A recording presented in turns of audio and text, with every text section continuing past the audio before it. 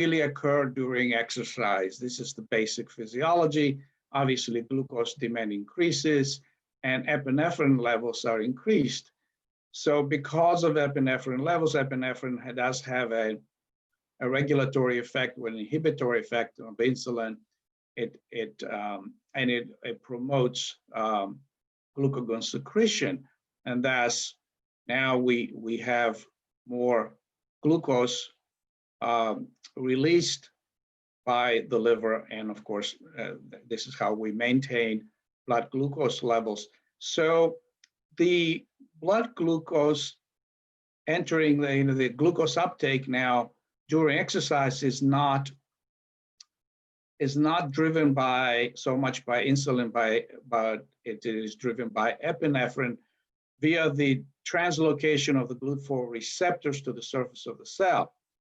It is important to recognize, and I think all of us recognize, this action is independent of insulin. That's why diabetics, or especially type 1 or insulin-dependent diabetics, when they do not adjust their insulin and exercise, they are at risk of becoming hypoglycemic. Both aerobic and resistance exercise have similar effects and drive this particular mechanism. Now, we spoke about resistance. I did say something about resistance exercise, and it kind of came later.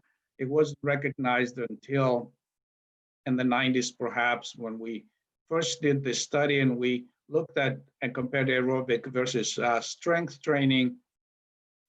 And we saw that the blood glucose levels following the exercise training of 12 to 16 weeks, they were lower. This is an oral glucose tolerance test, and definitely we see a lower concentration of blood glucose under the curve, and also very similar effects of the strength training. This is post-exercise, this is pre-exercise or baseline. Similarly, when we looked at plasma insulin levels, we did see the same exact effect, lower insulin to dispose of greater amounts of glucose, which, obviously strongly suggests that insulin sensitivity increased. There was, this study was probably one of the first ones, but there are other studies that followed, and authors combined the strength training, aerobic training, exercise, and what we see is that the combination was most effective, as you can see in the red line here, than either therapy alone, either exercise intervention alone. And this is probably the study that the American Diabetes Association based their recommendations that both exercise, aerobic and anaerobic, should be recommended for diabetics. There have been some criticisms about this. Is it the aerobic and anaerobic combination, or is it the fact that there is more energy expended when you do both? And I think it's a little bit of both. In fact, they could not control, they cannot make those programs equal energy for all programs. Obviously, when you do both, you expend more energy, and I think that's probably driving this effect. But nevertheless, it is important that we combine both. It is important to expend more calories, however you can do that.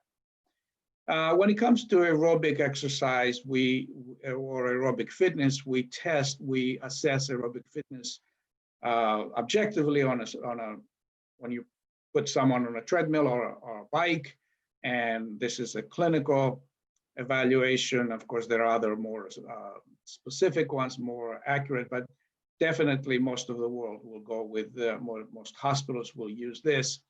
And we assess this and we define this based on METs. How many METs? The higher the MET level, MET stands for metabolic equivalence, the higher the fitness level. What we have shown is that there is a threshold based on your age, that beyond this threshold, things happen. For example, in this particular study, what we looked at people with less than 50 mets, less than 50 years of age, and you need to, if you are less than 50, you need to achieve on a stress test at least 8 mets, and that is your threshold. If you are older than 50, then the threshold is at least 7 mets. What you see here is that those who achieve less than that, as you can see, 2 mets below the threshold, and then even more than 2 mets below the threshold, the risk increases. And this is risk for mortality, but it's the risk for also incidence of disease and some other studies that I don't have time to present now. But here is the risk increasing by 21%. And if you are more than 2 mets below this threshold, the risk is now 50+% higher. Conversely, when you do more than 2 mets and 4 and more than 4, as you see, there's a decline of risk down to 50% if you're doing more than 4 mets beyond your threshold. And so diabetics now, how do they fare? But diabetics are usually 20 to 25% lower. Their fitness level, their exercise capacity is 20, 25% lower compared to non-diabetics. This is likely the result of both physical inactivity and diabetes. Perhaps we don't know which one is, it's a chicken and the egg, so to speak. We don't know which one comes first, but certainly the good news, and there are reasons for that have been identified. The good news is that this is reversible, and we've seen this in our lab, that we can reverse this in about 12 to 16 weeks of moderate intensity exercise 3 to 4 times per week for 30 to 40 minutes per session. So if you do this, you actually restore it. So that's the good news. So what about the prevention and management of diabetes? Well, we know the prevention is better, much more superior therapy, and this was told to us by Hippocrates 2,500 years ago. We don't pay too much attention to it, but I hope we should, actually.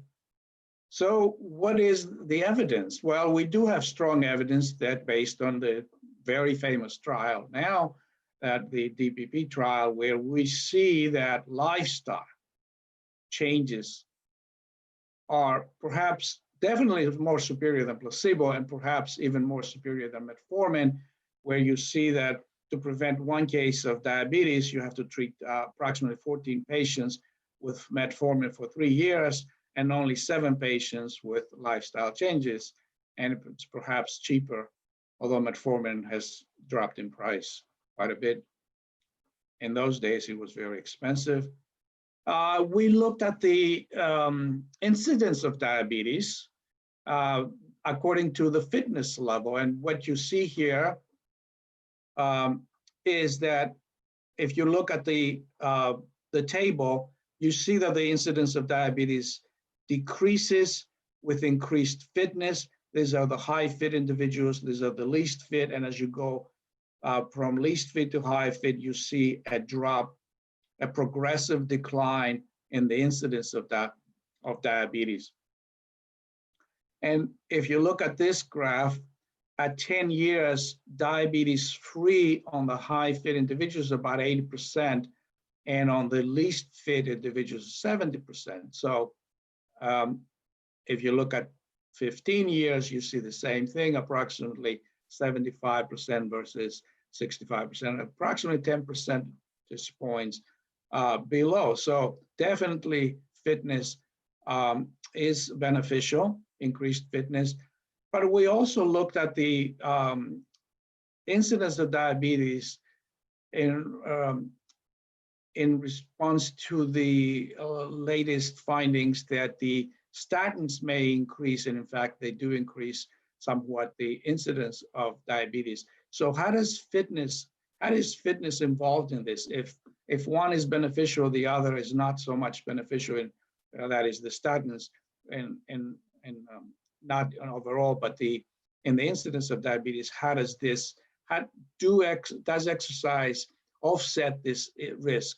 And when you look at this, when you when we stratified the group based on fitness, and you see here this group, non-statin treated group, which, by the way, I want to emphasize that this group does have fit and unfit individuals. So the comparison may not be as pure. However, if you look at the high fit individuals on statins, the risk is very similar, and the risk only increases 22% and 50% higher only in the low fit and the least fit individuals.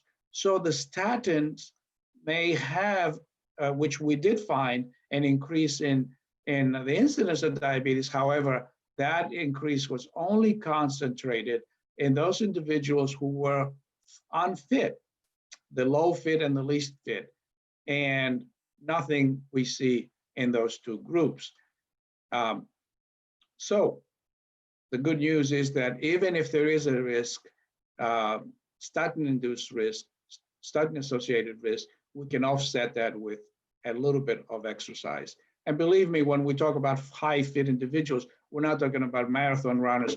We're talking about individuals who have maybe 8 METs or above. These are middle-aged US veterans. So the comparisons now of large studies or meta-analysis or review papers on the long-term sustainability of diabetes prevention with exercise versus medication. What we see here in these studies, we see that exercise or lifestyle interventions, they're just as effective and perhaps a little more effective in reducing the incidence of diabetes as medications do.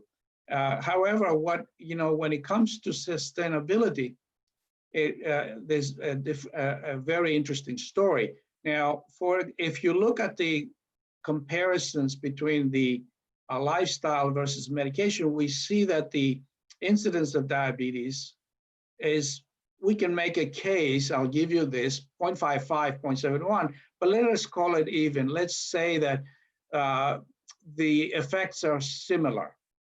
So both exercise interventions, or lifestyle interventions, lower the incidence of diabetes similarly with medications. However, when you go to the follow-up, you see a different story where the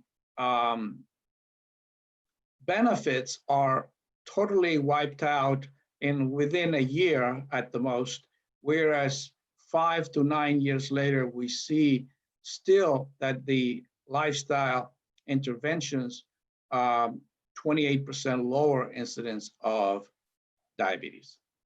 So definitely superior to medication. And here we see actually something very similar where as we go from, here is on the left, it favors the studies that fall on this side, on the left side, favor lifestyle, and the studies on the right favor usual care.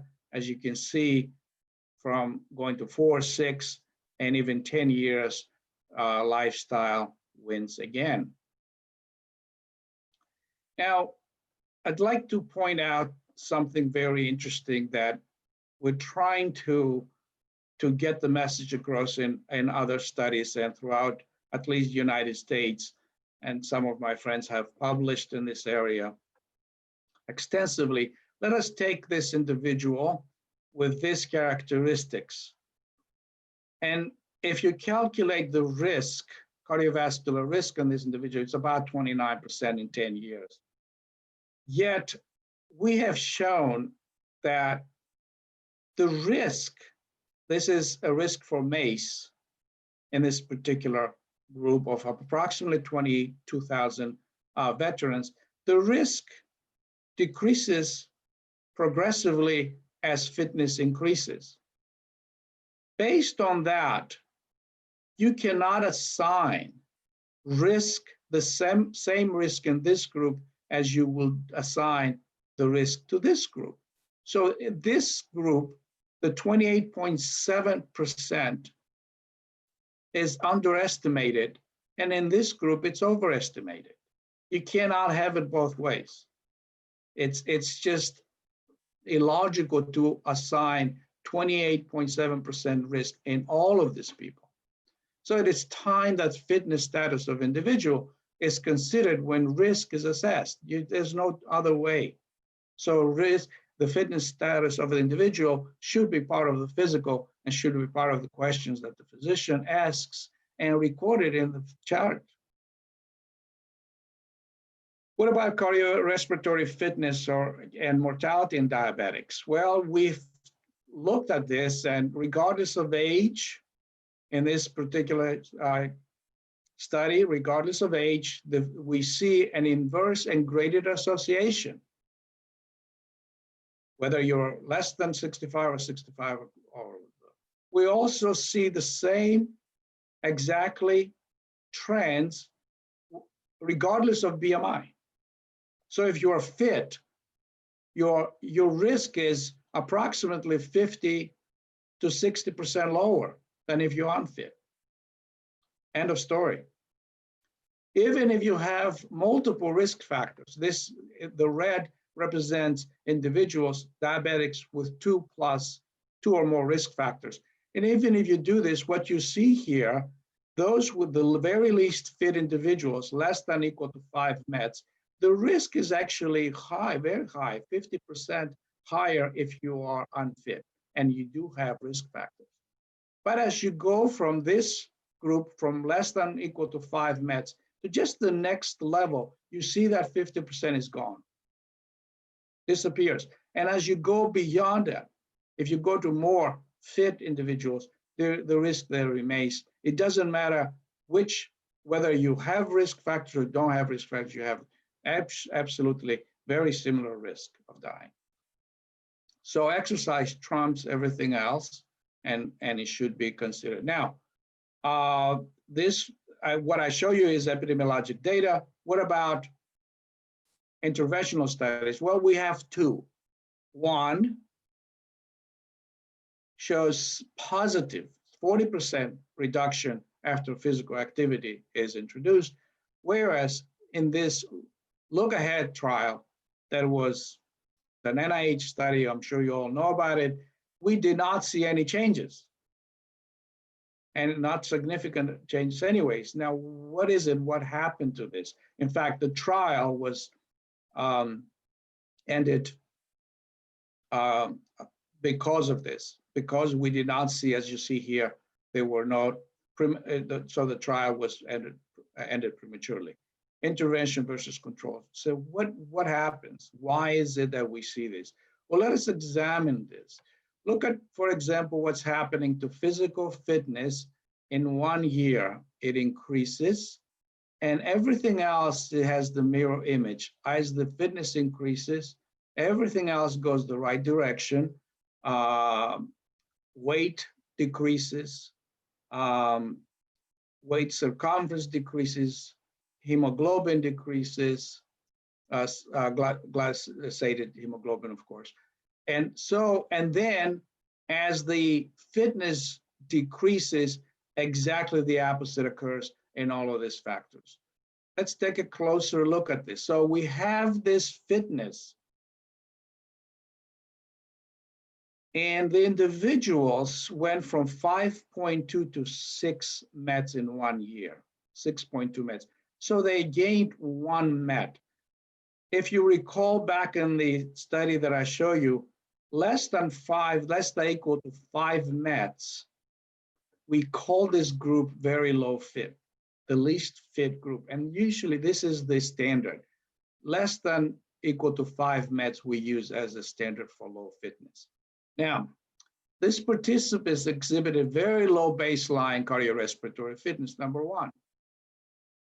And that, which means that a substantial number of these individuals were below 5. They were very inactive. And then they increased in 1 year, and then beyond this, we see a drop. In about 40 years later, we see very, very close to the baseline, which means that they did not exercise. In addition, they had very low event rate, 0.07 per year.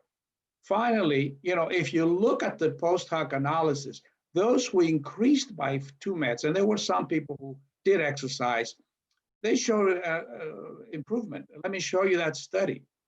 Let me show you, for example, here are the those who lost weight versus more than 10% of the body weight, and those who exercise increased by 2 meds. Now, if you look at this 0.079 in this particular group, this is not statistically significant, but if you look at overall a 0.03, it is statistically significant. So those people who were exercising even a little bit, overall they decreased their risk. However, it becomes significant when they added the secondary outcomes, simply because the primary outcomes, there were very few of them. As you can, if you look close to the data, 0.79 for those who lost more than 10% of body weight is significant, but nothing else. However, when you add the secondary outcomes, this becomes significant simply because here, they did not have enough cases. But the point is that there are benefits of exercise as well as weight losses. However, it is important for me to emphasize that most people will read the abstracts and they do not go beyond this, the study to see the details.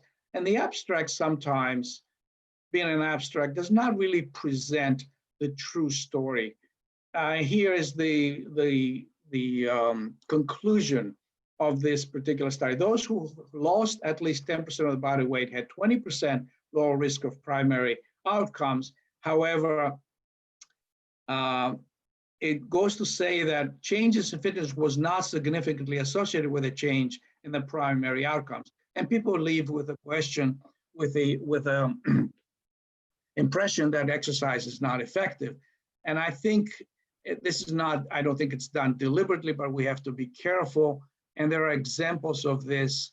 For example, another example would be this particular study, where this is an equivalency study, excuse me, where they looked at the diabetics and tried to actually decrease hemoglobin A1C with exercise and medication or standard care. In this particular case, when the hemoglobin A1C increased, medication was increased. When it went below 6.5, medication was cut in half. So as you can see here at the end of the study, the conclusion was that lifestyle did not fare better than standard care. And here's the conclusion: among adults with type 2 diabetes, lifestyle intervention compared to the standard care resulted in a change that was did not reach the criterion for equivalence, but was in a direction consistent with benefits. Some cardiologists and endocrinologists, when this study was published in the United States, of course, got very upset and wrote to the letters to the editor and so forth, because look at this, glucose lowering in the lifestyle group, glucose lowering medication 73%. So they cut down medication by 73%, eliminated medication in 56% of the patients. In this group, glucose lowering meds increased in the standard care group. And then if I were diabetic, I would prefer this than this. This was, lifestyle could not possibly win here, because as you drop below the 6.5, you're decreasing medication, you cut medication in half. So as you can see here, they cut medication in half and still maintained levels below. So it's up to you to judge which one you prefer, but I would certainly prefer this treatment. We did as interventional studies with exercise, and we looked at people exercise in the hospital as well as the home-based exercise. And what we do see is here baseline versus intervention. Exercise intervention, we see the blood glucose levels decrease significantly in only 12 weeks of exercise and very moderate exercise levels. And also, we see that hemoglobin A1C levels also decline, and the decline is comparable to what we see with medications. Very interestingly, when you stratify the groups based on the hemoglobin A1C, you see a progressive, as the higher, of course, the higher the baseline hemoglobin A1C, the greater the reduction. As you can see here, the greatest reduction is 19% in this group, and only 4% here. We did not see anything in this group.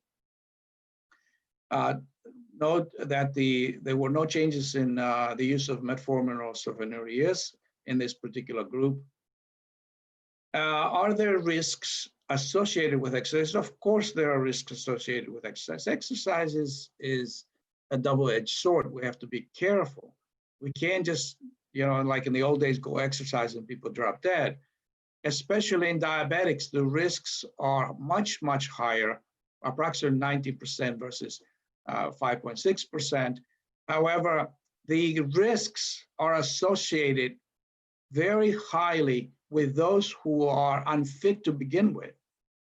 If you see here, the fit individuals do not have an increased risk. So take it easy, easy does it until the patient is acclimated. Of course, you need to make sure the patient is healthy before, especially diabetics, they can tolerate exercise. And once they tolerate exercise and go slowly about it, the risk does not increase. Nevertheless, keep in mind that the risk associated with physical inactivity is much greater than that of physical activity. Much, much greater. But again, all in moderation. You cannot push too far, too much, too soon. What type of exercises? I think all exercises, anything that the patient can do or appreciates or enjoys, should be encouraged. Walking is my favorite, simply because we know how to walk since we've been 1 or 2 years of age. It requires no instructions, it requires no special equipment. Definitely good shoes. I will not walk with those, but nevertheless, we have to sometimes. And even with a little bit of help. Any exercise works. Also, do not underestimate the power of resistance exercise. It's very good for you. And there's no age limit. You can do it at any age. All evidence support that even mild forms of exercise confer health benefits independent of age, gender, or chronic conditions. And I would like to add that exercise adds life to your years and years to your life. Now, specifically, what do I recommend? What does the American Heart Association, American College of Sports Medicine recommend? Well, again, 2 exercises, but let's start with aerobics. Aerobic exercise, moderate to vigorous, brisk walk to jogging, 10 to 15 minutes per mile, or 65 to 80% of predicted maximum heart rate. I'll just go with heart rate. I just go with, the patients cannot figure that out, 60 to 80% of predicted maximum heart rate. I'll just tell them to walk briskly. 3 to 6 times a week. Some people say every day. I do like to point out that I don't like every day. I think even God rested for 1 day, so we should be recommending that 1 day a week the people do not engage in exercise, just to give the body a chance to relax and overcome some of the injuries. Duration, anywhere from 20 minutes is beneficial. Some literature says even 10 minutes. I understand 10 minutes to any exercise, but Definitely 20 minutes will do it, 40 minutes. You do not have to go beyond 40 minutes, certainly not beyond 60 minutes of exercise. And if you accumulate 150 to 200 minutes per week, you're doing fine. I'm not saying that you should not go beyond 200 minutes, but this is again, even at below 150 minutes, we see changes. But let's just, these are the recommendations, so I'm going to stick with them. For patients who have not exercised, again, you could start with 10 minutes a day. You can even split the routine in the morning, exercise in the morning, exercise in the evening, 10 minutes in the morning, 10 minutes in the evening. It does have very good results, and it does lower the injury risk. And as you progress, add 1 to 2 minutes per week. If you do at least 6 days a week, you can add the following week 1 to 2 minutes in your routine. That is in your session, not the entire exercise, but each session, add 1 to 2 minutes. Do wear proper shoes, definitely socks to prevent any foot injuries, especially in diabetics. And do add resistance exercise that challenges the major muscle groups, I would say at least twice a week, and concentrate on the mostly upper body, since the legs already exercise, because I assume that you will be walking. Now, if you do not want to walk, of course, you can do strength training for legs. But I would think combining the two is the best approach, because the aerobic exercise would also yield cardiovascular benefits. To summarize, physical activity fitness lowers the risk of developing diabetes, and at least in epidemiologic studies, lower overall and cardiovascular mortality. It should include both aerobic and resistance exercises.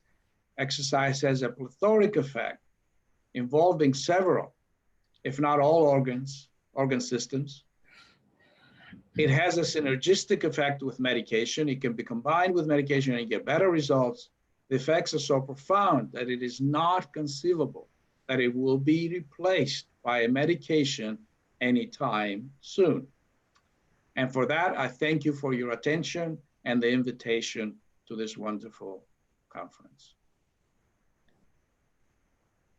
Thank you, Dr. Peter, for a fantastic talk for a very important topic and in a great detail that would definitely give insights to all the physician diabetologists who are taking care of their patients. It gives me a great pleasure to introduce our next speaker, Dr. Vijay Vishwanathan. He is the head and chief diabetologist at MV Hospital for Diabetes. He's the president of the Professor Vishwanath Diabetes Research Center at Roypuram, Chennai. He's the first Asian president-elect of Deepfoot International and the vice president of RSSDI India. I invite Dr. Vijay Vishwanathan to proceed with his talk. Thank you, Dr. Archana. Since we are 30 minutes behind schedule, I'll Yes. finish my talk in 8 minutes. Okay. And, I think we'll skip the question answer, sir. yeah, Please complete your talk. yeah, so I'm not able to share my screen because that poll Can question. you take the poll question? Yes. The poll Quickly. question. Can everyone please take the poll question? How many percentage of patients with type 2 diabetes are having diabetic neuropathy in your clinical practice?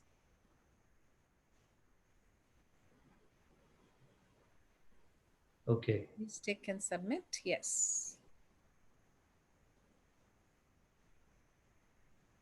Over to you. Okay. So can that question go off the screen so that... Okay. We have an answer here as well. 20 to 40% is 75% of the panelists. So in the next 8 to 10 minutes, it's a very important topic, which I'm going to talk to you. And I'd like to thank the president of the RSSDA, Dr. Banchi Sabu, for this invitation. And in the next 8 to 10 minutes, let's talk about the pathogenesis of diabetic microvascular complications, which is very important. Now, when we did this study 10 years ago, we looked at the cost of diabetes care in India. And it was a population-based study which we published in IDF Journal. And we found that as the number of complications increased, the microvascular complications increased. You can see that the number of man days, the number of median income, both for the patient and the primary caregiver, increased substantially when the number of microvascular complications increased from 0 to 3 and above. Now, the important point which we need to realize that even before the diagnosis of diabetes, the microvascular complications do start. So do not think that only newly diagnosed patients or patients who have finished 10 years of diabetes will have microvascular complications. We had a publication 10 years ago showing that 19.3% of pre-diabetics had neuropathy. So I think microvascular complications occurs very early in the continuum, if you talk about the glycemic continuum. And we're talking about retinopathy, nephropathy, and neuropathy when we talk about microvascular complications.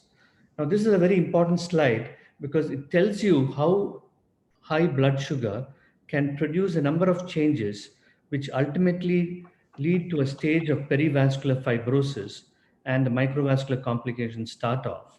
And this is a point of no return. And even if you control diabetes beyond this point, then we are not going to achieve much of reversal of the microvascular complications. Now, these are metabolic factors combined with inflammatory factors, collagen synthesis, decreased density of the capillaries, and so on. And it occurs at diagnosis, mind you. And by 5 years, the changes in the microvasculature are quite well established. So the vascular cells, what we're talking about, are mediated, or there are a number of cytokines which mediate these hyperglycemic changes on the vascular cells and produce a number of changes in the remodeling, which affects the remodeling of the blood vessel. And on top of that, you have the biochemical metabolic factors, which I highlighted in the previous slide. Now, growth factors, vasoactive factors are all called cytokines. Therefore, if you talk about diabetes, it acts through a number of pathways, a number of mechanisms. And the important is the hemodynamic, metabolic, inflammatory, and fibrotic changes, which ultimately lead to changes. This is a classical description of what happens in the kidney. And what happens in the kidney is sort of, you can say, happens in the eye and in the nerves as well. Now, it's very important in our country to understand that microvascular complications, the most devastating one is kidney, because most patients in India are not able to afford a kidney transplant or continuous dialysis. And in this study, we showed that the dialysis is very expensive, transplantation is even more expensive in India, and most patients cannot afford. Therefore, how do we prevent these microvascular complications? There's a very strong element of genetics in the evolution of diabetic microvascular changes. We talked about the metabolic factors and so on, but there is a very strong component of genetics. And if you take the kidney, for instance, there have been a number of studies which have shown that the ACE gene on chromosome 17 and the presence of a particular allele called the D allele will lead to more nephropathy or more rapid fall in the GFR. Along with colleagues from the Thomas Jefferson University, about 19 years ago, we had shown that there was an association between this ACE gene polymorphism and diabetic nephropathy. And more recently, we again published that the presence of a deletion allele in the angiotensin converting enzyme gene among people who have type 2 diabetes will lead to lower eGFR. Therefore, genetics is a very important factor. Now, on top of that, on top of the genetic factor, you can have a number of inflammatory markers, some of which you can measure, like the TNF alpha and so on, you can actually measure. We did a study publishing some 10 years ago showing that MCP1 levels are higher in people who have, in the urinary MCP levels are higher in people with nephropathy. There are also other oxidative stress biomarkers which are very important. These are the ones which you see on the left-hand side, and uric acid is one such factor. We had reported that the urinary liver type fatty acid binding protein, what is called LFABP, is quite important because we showed in patients with macroalbuminuria compared to those who had no albumin, the levels were much higher. Therefore, we even said that LFABP might replace microalbuminuria as a marker for kidney disease, because even before albumin goes up, you can see that the LFABP levels go up substantially. We also published several years ago about a prosclerotic cytokine called TGF beta, which is very important inside the kidney to produce the mesangial changes and changes within the kidney, which lead to diabetic nephropathy. And I would like to conclude in the last 3 to 4 minutes with this new concept. This is again with respect to the kidney. You can see that the podocytes have not been described very well in diabetology.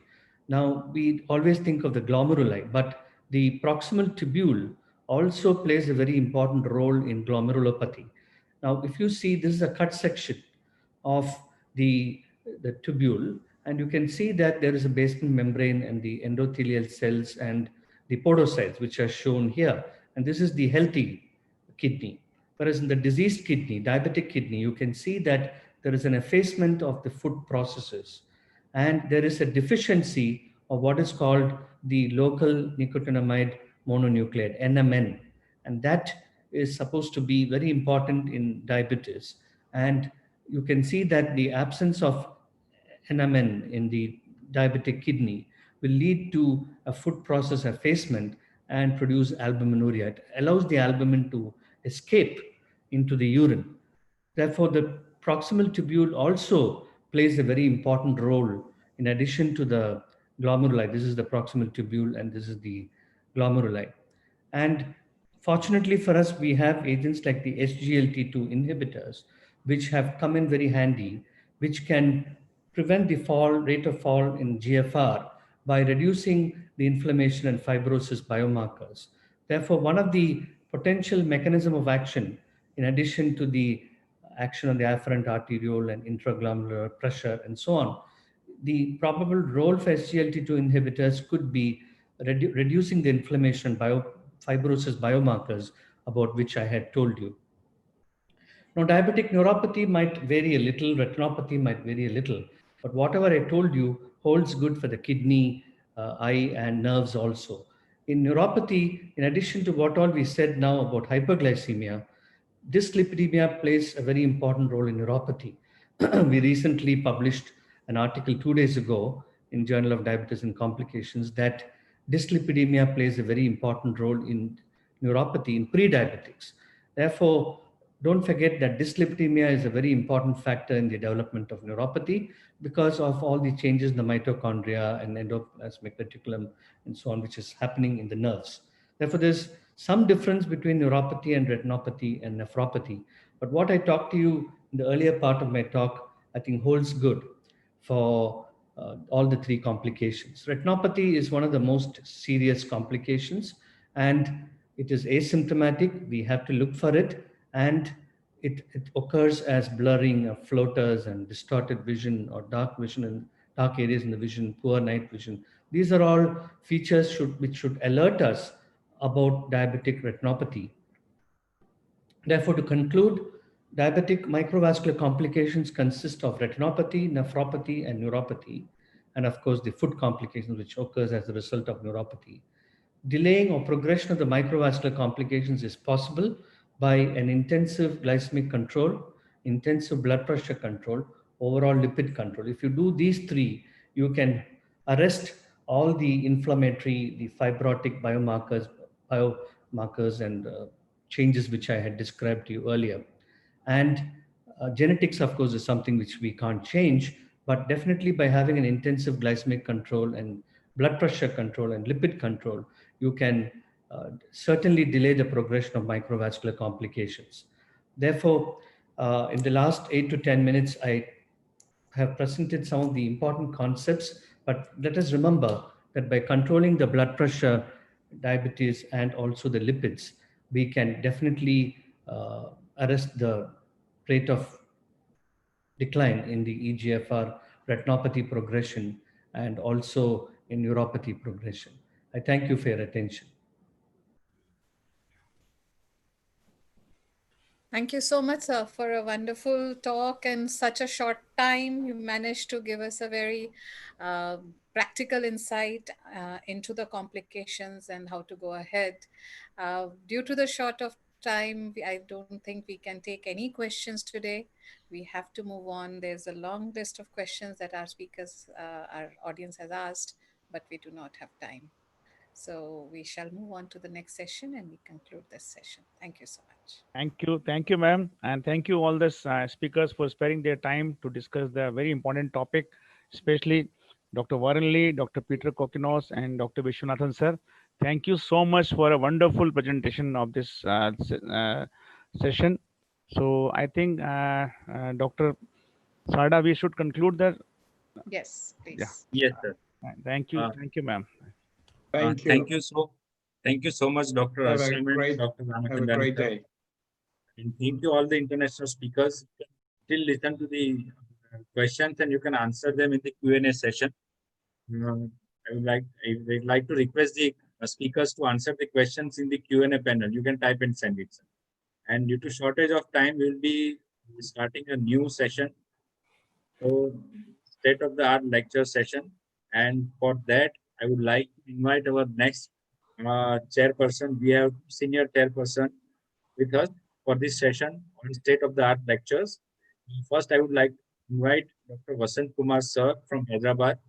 So please unmute yourself and start the videos. And I would also like to invite Dr. Jugal Kishore Sarma sir from New Delhi. Both are these renowned and senior diabetologists from Hyderabad and New Delhi. And I would like to invite them to introduce our first speaker.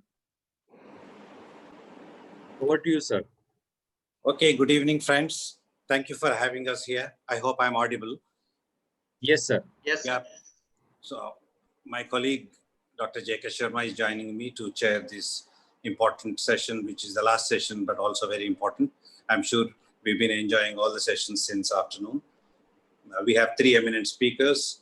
So the first speaker is none other than Dr. Adi Mehta from United States. And surprisingly, he's a Kenyan born. Habari yako, Dr. Mehta. So it's wonderful to have you here. And we look forward to listen to you now. And we know that you are a very distinguished researcher, clinician, and have a great experience. So may I hand over to you, Dr. Adi Mehta? Hello. I hope that you can hear me. Yes. Yes, sir. And I'm trying to share my slides, but I don't seem to be able to get that going. Okay. You can share now, sir.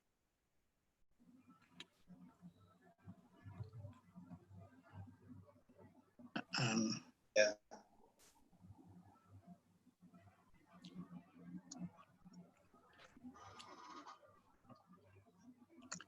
So I have the distinct pleasure of presenting this particular session.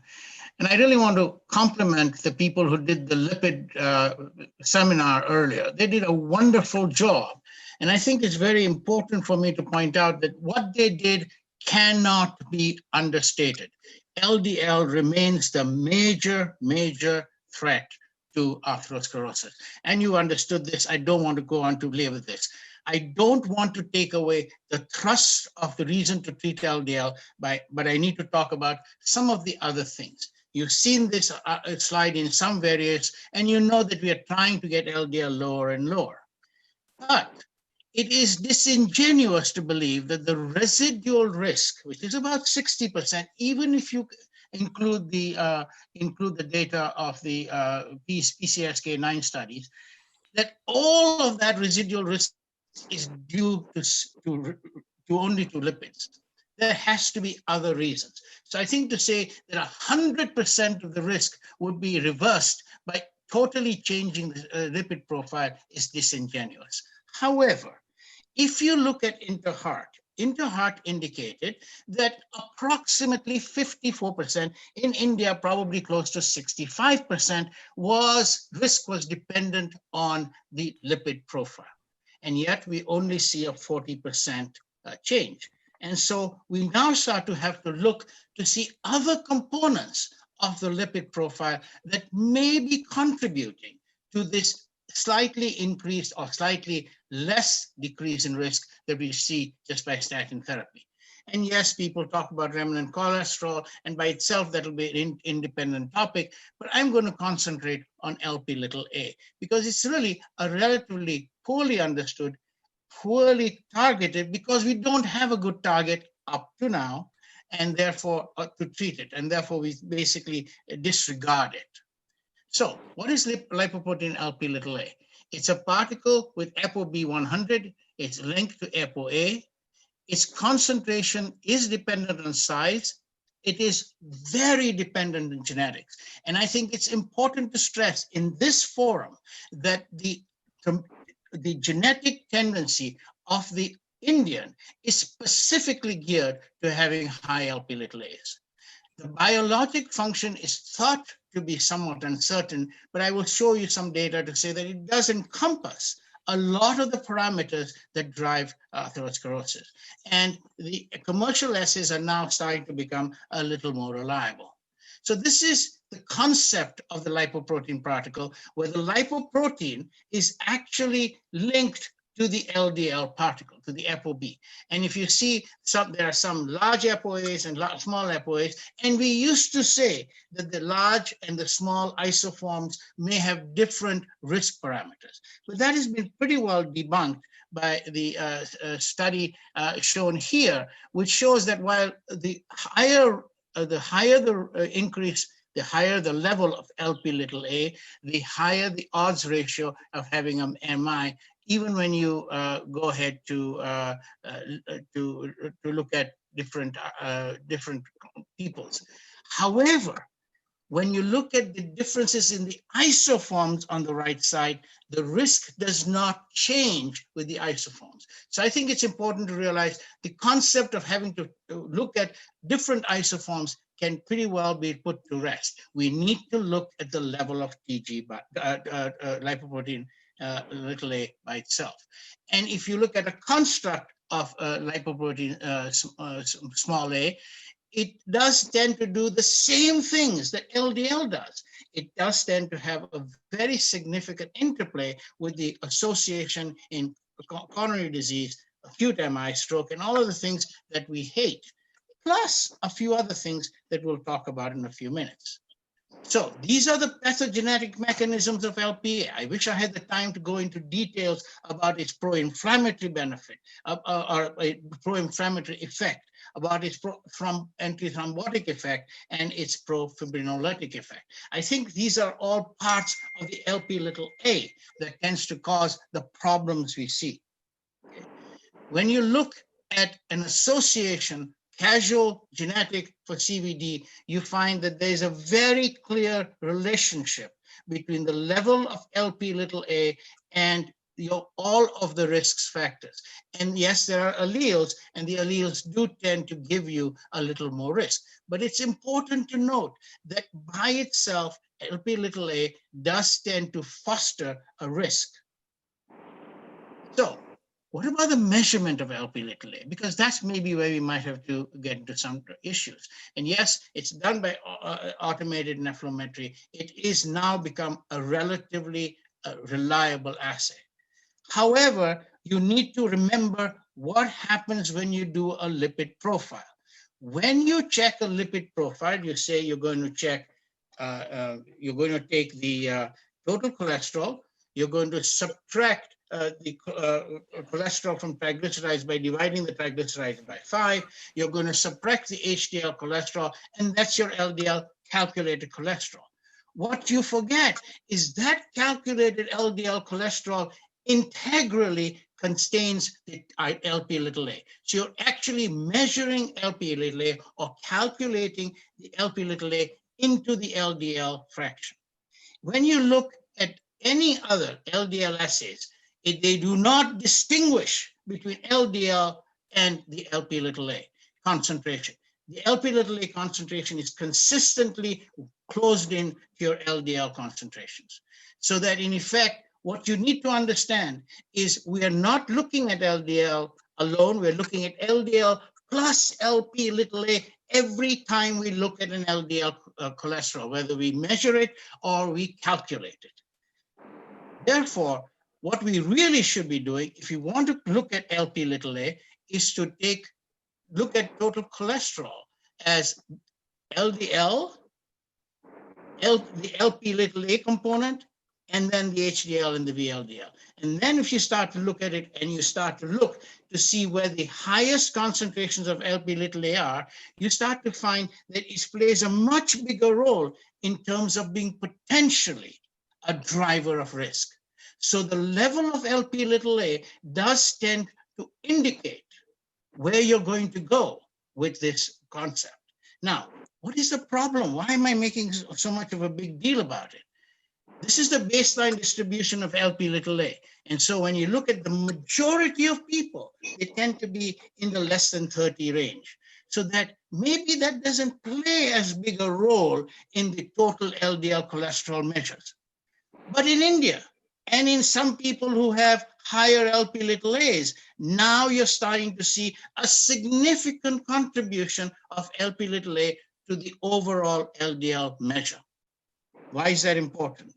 That's important because here, these are the contribution of risk factors for coronary artery disease among Asian Indians. And I want you to concentrate on the fact that calculating that 25% of the risk might be associated with Lp(a) within the context of the Indian subcontinent. This is a target we are not even looking at. And I think we need to look at it a little more discriminately. When you look at the association of higher levels of Lp(a) among different ethnicities, I just want to point out to you that the most important one that pertains to this audience is the South Asians. And you notice here that they tend to have the highest risk that could be potentially got from this particular molecule. So we are starting to see that maybe we should be thinking about Lp(a), if not globally, certainly within the Indian context. When you look at the extreme levels of Lp(a), you find that the higher the level, the more likely you are to get into trouble.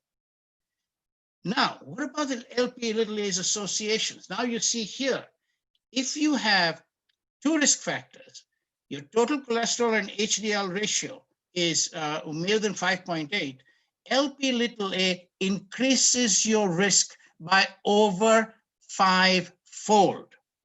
It isn't a minor increase. So once you start having a higher Lp(a), you are going to end up with a greater risk. Now, again, same association, the PROCAM study with a low HDL. A low HDL and a high Lp(a) confers a significantly multiplicative risk. Now, when you look at it in terms of its ability to predict heart failure, the same thing. This becomes boring. Lp(a) is a significant role or an association in all of the factors that we look at in terms of cardiovascular disease. And this is the point that we forget. Statins increase Lp(a). And so therefore, we're trying to lower LDL cholesterol, but one component of the LDL cholesterol is not only not decreased, it is in fact increased. And therefore, you're actually not necessarily mitigating the risk that you think you're mitigating. And this is across the board, all across the board, depending on whatever study you want to see, Lp(a) is increased by the presence of statins, and the higher the dose or the more potent the statin, the greater the Lp(a) effect.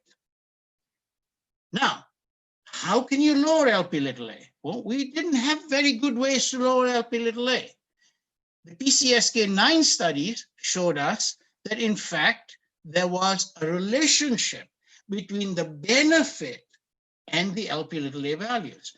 The higher the Lp(a), or certainly when Lp(a) is greater than median, you got a significantly better response with the PCSK9s.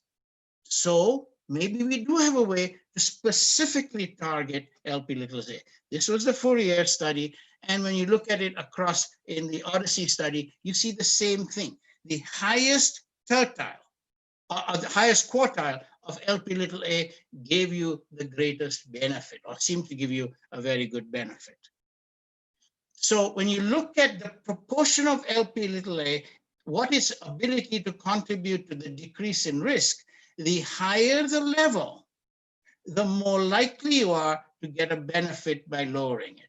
And so I think somewhere in the big concept of things, I think we need to start at least looking at LP little a in a more discriminatory manner. So what is the conclusions from the PCSK9 trials? LP little a levels predict MACE, PCSK9 inhibitors in lower LPAs, and while LDL and LPA both independently contributed to the reduction in MACE and CV events, LDL is still the dominant factor. I do not want to in any way dilute that message, but I think you need to think about the higher rates of LP little a in your population and look at it as a potential therapeutic target. Now, what about the concept of LP little a with diabetes? And here I think it's very interesting. Both of these are very commonly associated. Diabetes, CVD, we talk about them in almost the same breath. What is the relationship of LP little a to this? And so they looked in two studies. The LP little a was looked at. In Women's Health Study, 26,746 individuals, baseline LP little a was measured, follow-up of 13 years. The incidence of diabetes was about 1,600 cases. The Copenhagen City Heart Study, about 9,000 individuals, about 419 cases, again, LP little a measured. Interestingly, LP little a levels were inversely associated with diabetes. The higher the level, the less the incidence of diabetes. That was in the WHS. That's odd. And when you looked at the Copenhagen study, again, you saw the same relationship. That in fact, the higher levels of LP little a tended to give you a lower incidence of diabetes. That is, in Copenhagen, Women's Health, inversely correlated. What does that mean in the Indian subcontinent? Is there in fact an Indian paradox that in fact higher levels may not protect against diabetes, since diabetes is the highest incidence of diabetes right now is in India, and it certainly have the highest incidence of cardiovascular disease. And they also have genetically higher LPA levels. So it seems to me someone's going to have to look at the Indian population to see what the relationship of LP little a is to this. Finally, if you look at calcific aortic stenosis, it's a very common presentation in older individuals. Its morbidity is significant, and other than valve technology, there's no disease-modifying pharmacotherapy. Lots of studies done with statins, again, no effect on aortic valve disease. There is a genetic association between LP little a and aortic stenosis. And when you looked at the PCSK studies, there was a significant decrease in the incidence and progression of aortic stenosis when your LPL levels were decreased in these individuals. So when you look across the quartiles and you looked at the risk of aortic valve stenosis, the higher the LPA little a, the greater the risk. And with in Fourier, this was not a pre-specified outcome. This was a post hoc analysis, and they clearly showed a significant benefit where the decrease in LP little a had a higher chance of being able to show you a benefit.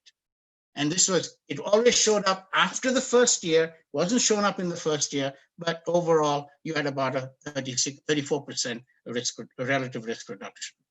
Limitations post hoc, relatively few events, severity of the aortic stenosis is not known, and maybe there was a detection bias. So let's just remember, this is a post hoc analysis, but it's something that opens up our minds. Conclusions, I think we need to look at LP little a levels when we see older individuals with aortic stenosis. Consider aortic stenosis or a murmur suggestive of aortic stenosis in an older individual to be a marker to test for LP little a. And then maybe you want to think about what you're going to do about it. This is something that came out again, that there was actually a decrease in venous thromboembolic events with PCSK9s. Again, very closely related to LP little a values. Association, I don't know whether this is necessarily cause and effect, but it seems to be there. And it's again something we need to look at. So I think I want to point out to you that when you look at the medications we have, statins will increase. Niacin and ezetimibe tend to drop it a little bit. And we have this antisense that is coming out that might very well have a profound effect on lowering LP little a and may change our whole idea of how we're going to treat cardiovascular disease after a statin has done everything it can do. So LP little a is something that we need to keep in mind. It is genetically determined. It is associated with both coronary disease and aortic stenosis in the population. And I think you need to consider it as being a factor that you need to think about after you've got adequate LDL lowering. And all of these would indicate that we might have an alternative target we need to think about when we've got people to goal and we still have residual risk. Okay? Because when you looked at LP little a, it tended to have approximately a 2 to 3-fold increased risk in all the vascular complications that we know of. And therefore, it's an independent and likely casual risk factor. I'll stop there. I hope I'm keeping within time. I'll take whatever questions there are. Thank you very much.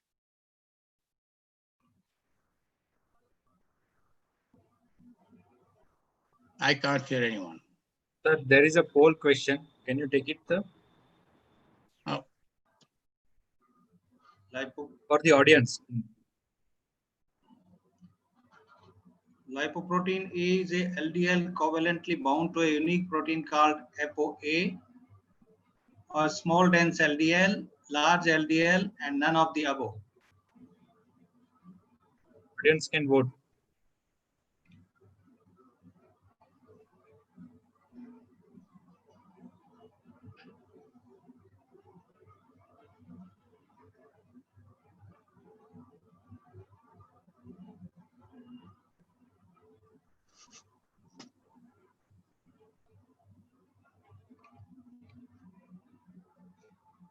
These are the results, sir. Yeah. 67%. 67%, 2 out of 3 individuals got it correct.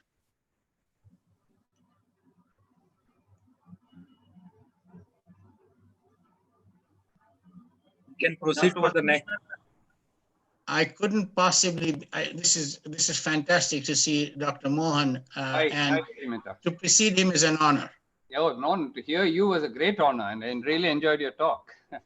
Wonderful. And LPA was one of my early work, which I did with NRS in the 1980s, early 80s. We had a couple of papers in Diabetes Care and other places. That is right. First report from India, actually. That we showed, yeah. So, good evening to all. Good evening to Dr. V. Mohan, sir. And before that, good morning to Dr. Adi Mehta, sir. Dr. V. Mohan is Chairman, Dr. Mohan's Diabetes Specialties Center, President, Madras Diabetes Research Foundation, Chennai. And his main research interests are epidemiology of diabetes and its complications, genomics of diabetes, and fibrocalculus pancreatic diabetes. He has been conferred with fellowships from all the 4 Royal College of Physicians and all 3 Science Academies of India, including Fellowship of Indian National Science Academy. And I will be surprised if anybody over the globe does not know Dr. V. Mohan, who treats diabetes and the metabolic diseases. So I'll not take much time, and I invite Professor V. Mohan to talk about the very important and burning topic of today, and that is the therapeutic inertia and type 2 diabetes management, especially focused on the insulin initiation. And before that, the poll question is, what is most important factor that hampers insulin initiation in your practice? Patient misconceptions about insulin therapy, lack of time or team, cost of therapy, and lack of knowledge and confidence. So may I ask for the audience poll? Yes.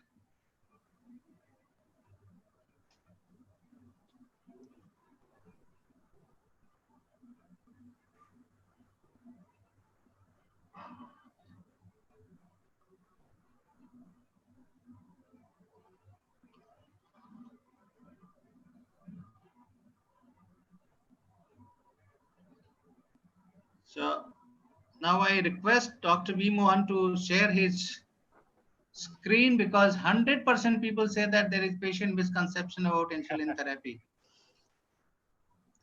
So sir, share your screen and then please. Yes, thank you. Thank you, Dr. Sharma, for that kind introduction. Thank you to Dr. Vasant Kumar. I would like to congratulate once again. I gave an earlier talk as a Stepney person this morning. For this afternoon, for Dr. stepping in for Dr. Leaf Group, who took ill.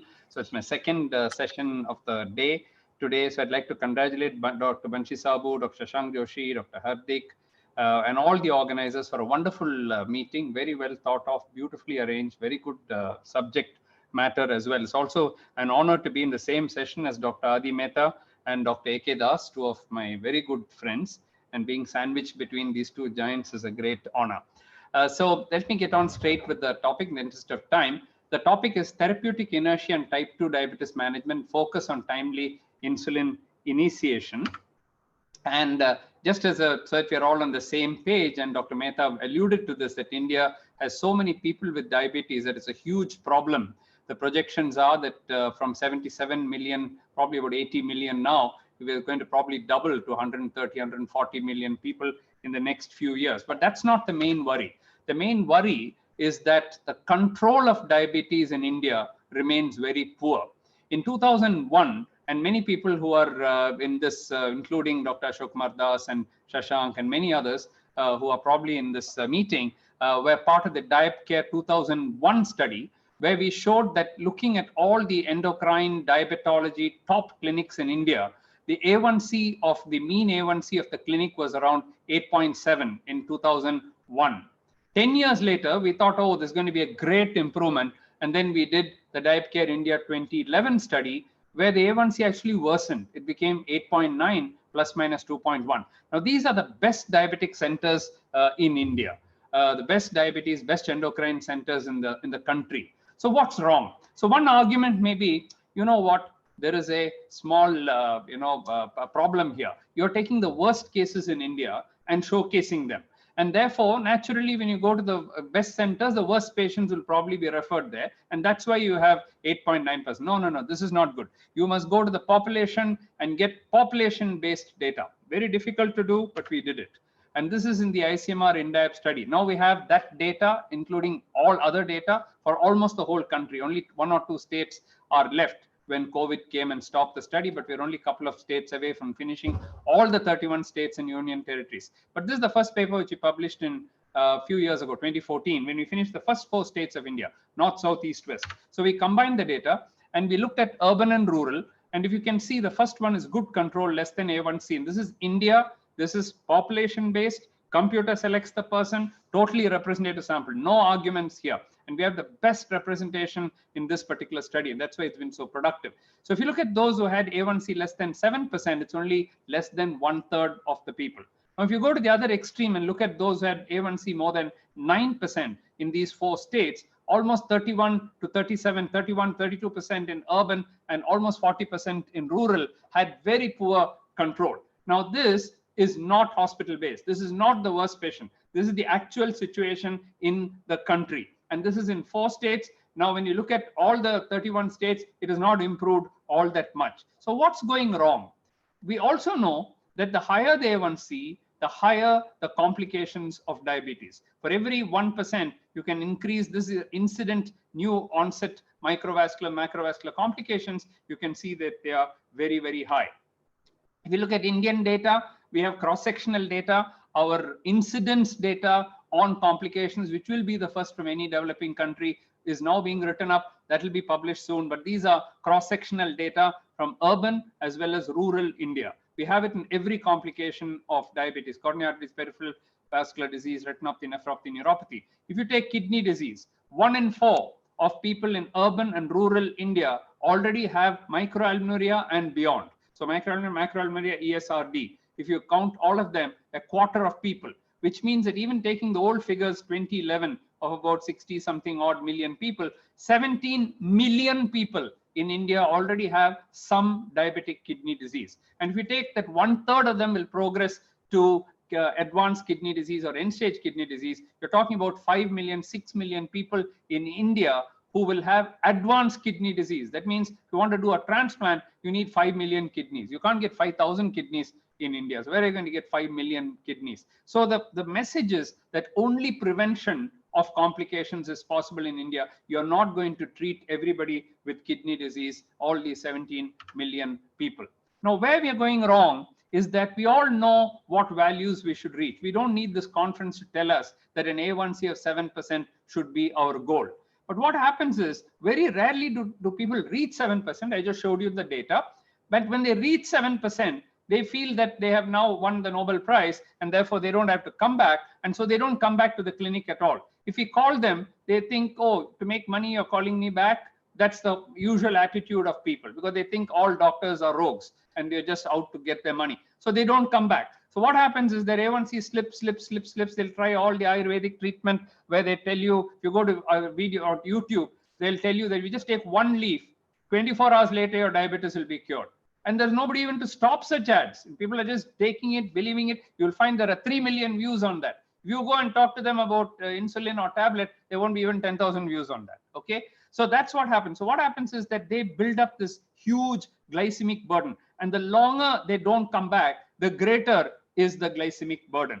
So what's the answer? The answer is, and I'm not going to show you the statistic, but we have published it showing you that the earlier they come back, the regular follow-up, their A1Cs are better and the complications are better. We published that a few years ago. So if you look at that, suppose they came back here instead of there, let's say at 1 year instead of 2 years, I'm just giving a number, then this would have been an opportunity to bring the sugars down, and this could have been totally avoided. This part could have been avoided. This is still unavoidable burden of glycemia. Now, what if they came back earlier? What would it mean is that if they came back every 3 months, by the time it went up, you're going to bring it down. It goes up, up, down, up, down, up, down. So nearer 7, you're going to maintain it all along. And these are the people who do not develop complications, as we showed in our long-term 10-year follow-up study. Now, when you don't do this, that is what we call as clinical inertia. And to me, the most important reason why people develop complications of diabetes is because of clinical inertia. So we wrote one paper on this some time ago where we showed that we wrote this as time to do more, and we put out 3 or 4 principles as to how to reduce clinical inertia in this particular paper. But what is clinical inertia? Clinical inertia is defined as lack of treatment intensification in a patient not at evidence-based goals for care. There are many evidence-based goals for care for blood pressure, lipids, LDL, and everything. Just take HbA1c. HbA1c is not at control, not 7%, but we are not taking enough efforts to bring it down. Somebody's A1C is 12%. They're already on 2 oral drugs. So we say add 1 more, as if we expect from 12 to 7, 5% A1C reduction is going to occur with that new tablet. We know it's not going to occur, and yet we all do that. And that's a failure of the healthcare providers to initiate or intensive therapy or intensify therapy when indicated. So we are guilty, patients are guilty, everyone is guilty. I expanded this concept a few years ago by saying the clinical inertia can actually come at different stages. If in a pre-diabetic, you don't take enough action and allow this person to develop diabetes, that is also clinical inertia. Why should you allow people to come to pre-diabetes? Normal glucose tolerance stage, primordial prevention. If you allow them to come to pre-diabetes, that is also clinical inertia. If they get into diabetic stage, you don't control them, then that is also clinical inertia. But there's another term which we are beginning to use. It's called therapeutic inertia, which Kamlesh Kunti, who was also speaking at this meeting, gave this definition. And he says it's a failure to advance therapy or to de-intensify therapy also. Suppose there's an old person coming to you, 85 years old, A1C is 5.9. You should de-intensify the treatment. Otherwise, you're going to kill that patient due to hypoglycemia or to a stroke or myocardial infarction. If you don't do that, that's also wrong. Okay, so therapeutic inertia is when you don't de-intensify treatment. For example, if somebody has a frail diabetes phenotype, elderly people, and the frail phenotype is older age group, very long duration, underweight people, and situations like the renal insufficiency, underlying heart disease, stroke. These people, you should be very careful. A1C of 7.5 is good enough. 8 may be good enough for somebody. But if you don't do that, then that's also part of clinical inertia or therapeutic inertia. In this paper, Kamlesh Kunti and colleagues have said that there are 200 potential barriers to achieve good diabetes control. 50% the fault is with the physicians. 30% with the patients. 20% is due to the structural system. You're working in a government hospital, you don't have facilities, you don't have a dietitian, you don't have anyone. So that itself could be a problem. In fact, in this article, Michael Cabana and colleagues did an analysis where they showed 76 articles, including 120 surveys, and determined almost 300 barriers for physician guideline. We all know the guideline, but you're not able to do it. Why? There are more than 300 barriers, and I won't go into that. But one of the barriers is this, as I told you, we go by the conventional paradigm. And what's that paradigm? We start off with diet and exercise. We failed in UKPDS, we don't know that. So we still try that. Then when that fails, then we add one drug. Then when that fails, one more. And then after years and years and years, finally wisdom dawns that some insulin may be needed in this particular patient. We should be more aggressive. As you can see, in this particular patient, the A1C is only at 8%, and that's what's happening in all our clinics. That's the data I just showed you. What if you are more aggressive? If you're more aggressive, you will bring the A1C down, not even to 7, but to 6.5 in the earlier stages. And then when it goes up again down, as I showed you in that particular cartoon, now if you take the average, it's 7%. It's no big no-brainer if I tell you that these people on top are the ones going to develop complications and these guys don't. It's common sense, but we don't do it. And we don't do it, we are guilty of clinical inertia. Is there any benefit? I just told you that we give insulin last when everything else fails. Is there any benefit in initiating intensive insulin therapy at the time of diagnosis of type 2 diabetes? We all know that beta cell function keeps going down. Can this be preserved by early insulin treatment, as shown in this cartoon? Now that's what's going to happen if you just treat in the conventional way. If you treat early and aggressively, is there any way by which you can slow down the progression? I'm not saying you can bring it back, but can you at least slow down the progression? And that's something which needs to be done. It's being tested in many, there have been randomized clinical trials which have shown that it's possible, but I'm going to show you one case, a common garden case as you and I would treat. 41-year-old male, 7 days duration. When it came to me, somebody has already started this patient on sulfonylurea and metformin, okay? But the sugars are very high, almost 300, 370, A1C is 12.6.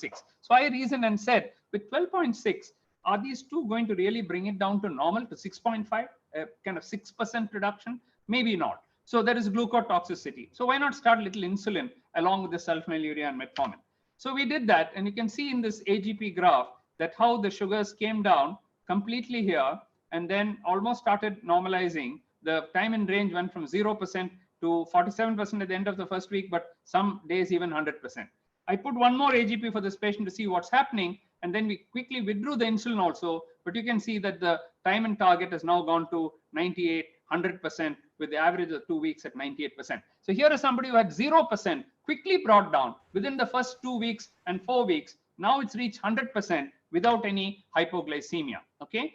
Later on, this particular patient's A1C unbelievably came down to 4.9. You may not believe this, but this is not the only case that I have.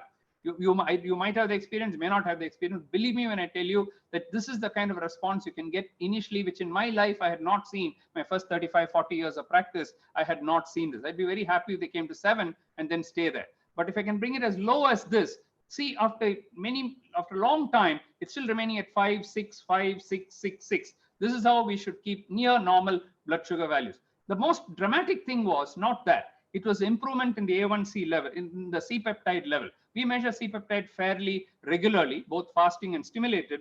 And you can see how the fasting C-peptide improved and the stimulated C-peptide almost became normal in this person in whom we hit hard and we hit early and aggressive treatment. You may say this is just one case. I mean, one swallow doesn't make a summer. Well, we have done more studies. And we believe that there's a functional recovery of beta cells. Beta cells have been stunned and they're recovering now.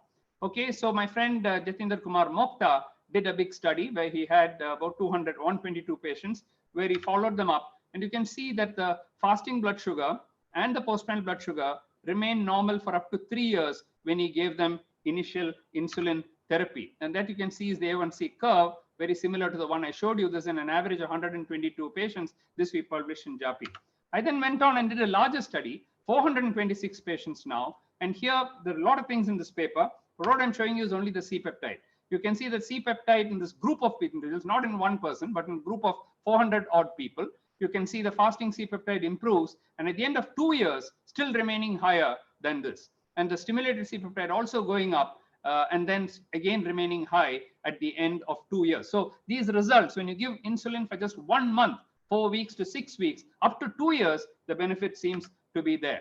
I'm not the only one who has shown that. This is a paper from Dallas, where they looked at a large number of patients and they found that beta cell function can be preserved for 3.5 years if the insulin is given for just 3 months. 3 months you give it, 3.5 years, you're getting the benefits of that. And this has been, that's what I showed you here.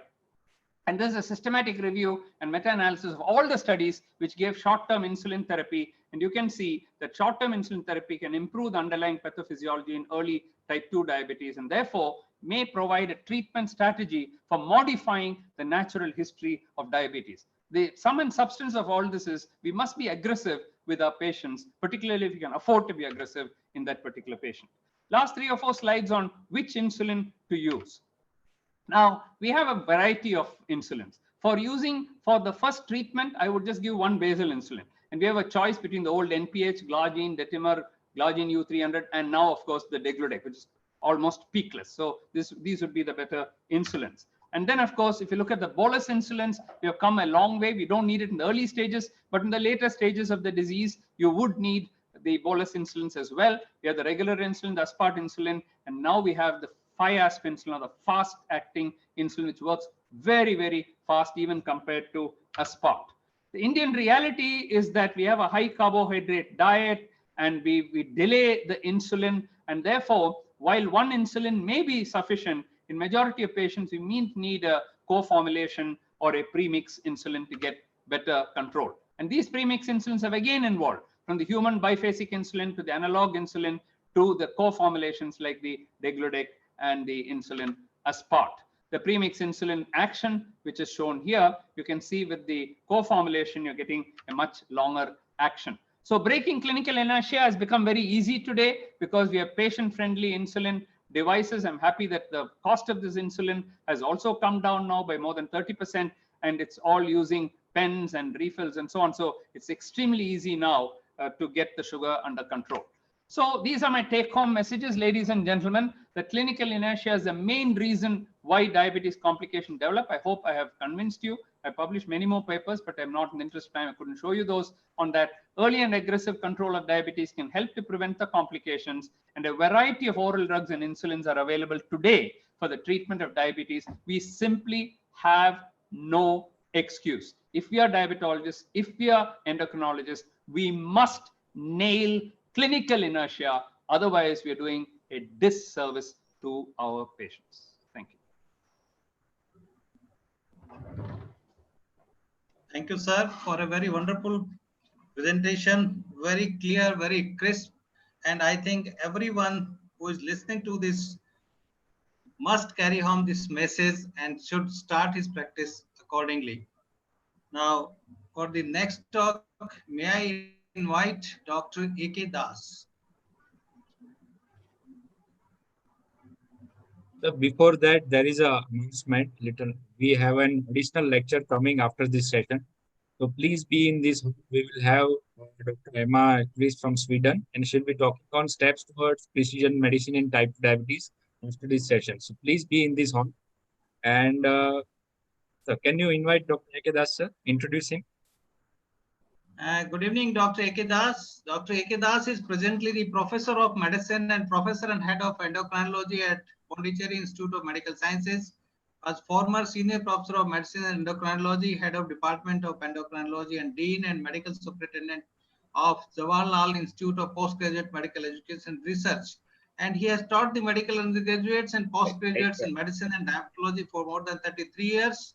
And I think he is teacher of the teachers. I invite Dr. A.K. Das to speak on another very important topic of this evening, and that is advances in type 2 diabetes therapy. Are we making any impact in 2020? But before that, there is a poll question for this. Do you feel CVOTs have changed the management of type 2 diabetes in your practice? Yes, potentially, not much, maybe, and no. So please vote for this.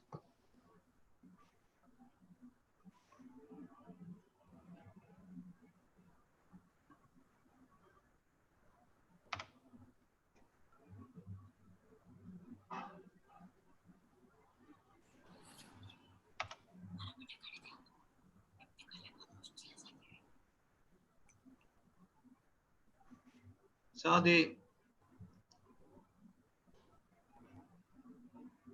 60% has said yes, potentially, and 40% say that maybe.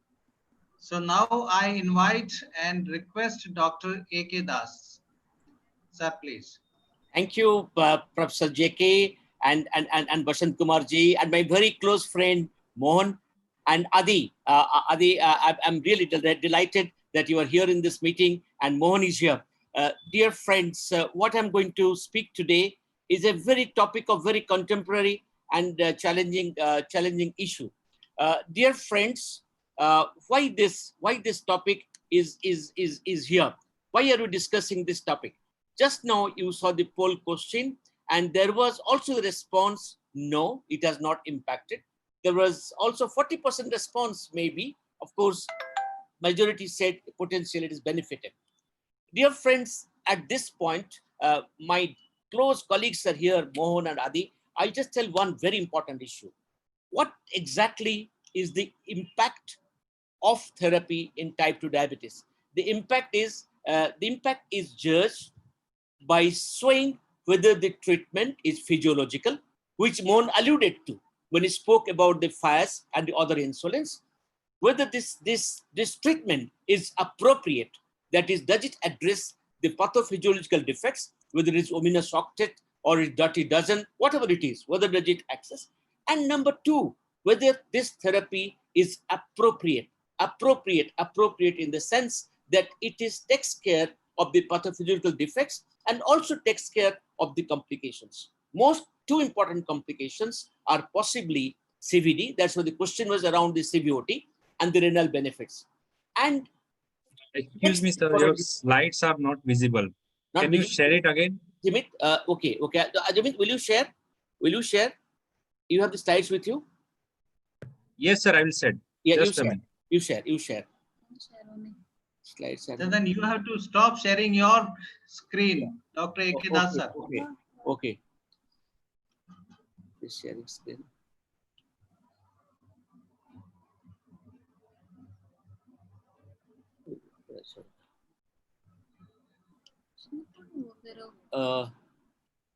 Yes.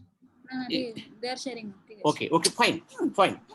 So if you look to these questions, what definitely benefited us and has been made the impact in the management, we have to also look into the treatment, whether it is now affordable, whether it is accessible. Two important issues I like to mention in the beginning is also a treatment's impact is judged by in type 2 diabetes by its impact on the weight gain and hypo. We'll be answering these questions in the course of the lecture. And final thing, which is most important, is to look into the very important aspect, is to say whether it has increased the quality of life, it has increased the acceptance. Dear friends, under these pillars that I have outlined, we'll discuss today whether the treatment that is advances that is the treatment, whether it has really made an impact, made a benefit for the type 2 diabetes mellitus patients. I have also a small disclaimer to make that this question possibly has been stemmed, Adi, you might remember those ADA lectures when some people said that beyond metformin and sulfonylurea, other treatments have not contributed much. I don't know whether it was, I stand to be corrected with David Nathan, whatever, I don't remember the name, so I will not take the name. So there is some school which say that the old treatments are good enough and can produce the benefit, and the newer treatment has not really produced a great impact. So under this background, I like to mention that the advances in type 2 diabetes mellitus therapy is hailed as the relentless advance. We call it a relentless advance against a relentless disease. What are the advances? Starting with insulin from 1922, we're going to celebrate the century. The metformin sulfonylurea in 1957, metformin in US sometime in 1994. We had the glimepiride, the acarbose, the thiazolidinediones, Roji and Pio in sometime in 1997. We had the insulin glargine and insulin aspart in 2000. We had the nataglinide in 2001. We had the long-acting insulins in detamir. We had exenatide. We had other drugs which did not see much light of the day. At the same time, we had also the beginning of the islet transplantation. We have sitagliptin, DPP-4 in 2006. We have few drugs which are not much used, colesalvum. We had also the drug like GLP-1 RA, like liraglutide, bromocriptine, and the march goes on to linagliptin, to degludec, which Mohan again alluded to various glyprogens, the SGL2 inhibitors, the CANA, the EMPA, and the DAPA, and it goes up to today. Probably latest one is the semaglutide, which is not yet approved in our country. Being application has been filed, or into the rebellious, which is weekly injection. So oral insulin and the weekly injection, and also in the doorsteps is the smart insulin, which will be glucose responsive insulin. Next slide. Dear friends, therefore, in the innovations of the therapies of type 2 diabetes mellitus, we have come a long way. 90 years, more than 90 years of insulin, better insulin analogs, smart delivery systems. Today we talk about the insulins. We have syringes still in some parts of the globe, but we talk about the pens, we talk about the various other delivery systems, and we talk about the needles, which are hairpin. We also have better blood glucose monitoring system, more than 40 years of use of CGMS. And of course, we have today TIR, the time in range, which I'll be alluding to, and the newer target metrics. And we have today multiple therapies like early combination therapies. There are concepts which have helped type 2 diabetes mellitus immensely, like giving in the beginning, like many other diseases, from typhoid to meningitis, from malaria to many other drugs, when the combination therapy is the rule we have in type 2 diabetes today, early combination therapy. And also we have today personalized, we just heard personalized medicine, or the patient-centric individualization of the drug. And we have the SGLT2 inhibitors, we have the DPP-4 RAs, receptor analogs. And all these three have contributed greatly to reduce the microvascular complication, to get down the morbidity. Because one of the impact of the treatment, if we have to judge, we have to look to the lowering of the morbidity and the lowering of the mortality, which we'll come to in a minute. And also we have, as a concept, evolving guideline today, which takes care of the CV risk, and the guideline is based on the CV outcome trials. Next. Dear friends, if you want to study the impact of treatment outcomes with recent advances, we can divide it into two types: the real treatment outcomes and the clinical outcomes.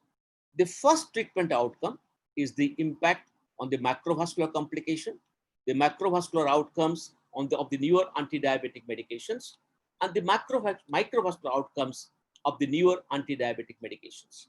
Under the clinical outcomes, we'll examine whether these newer drugs have contributed for an optimal glycemic control with minimal risk of hypoglycemia, which I told in the beginning, one of the objectives, and optimal glycemic control with minimal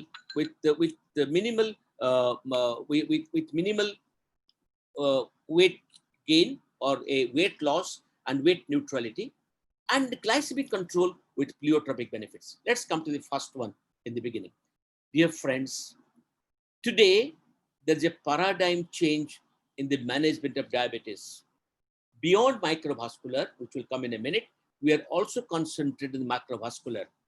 From the glycemic benefits, we today concentrate on the severe protection. This is one of my slides, which I'm very passionate. We had only anti-diabetic drugs where we had glycemic benefits, focused on the reduction of the fasting plasma glucose, HbA1c, and the postprandial glucose.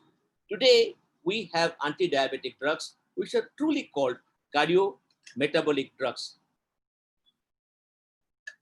These glycemic drugs produce glycemic control plus CV protection, and they're focused on reduction of CV disease along with the blood glucose control. Next one, please. Therefore, one of the focus today is of the macrovascular disease, which was the first in the treatment outcome. In this cartoon, I have tried to focus all the trials which have concentrated on this innovative therapy of the CV outcome. First one is the leader, liraglutide. And you say that all the points regarding the CV death, non-fatal CV stroke, 3-point or 5-point MACE, they all favored liraglutide. Sustain 6, if you look into that MACE, non-fatal stroke, non-fatal MI, favored Sustain 6, Sustain, the semaglutide once weekly, semaglutide once weekly.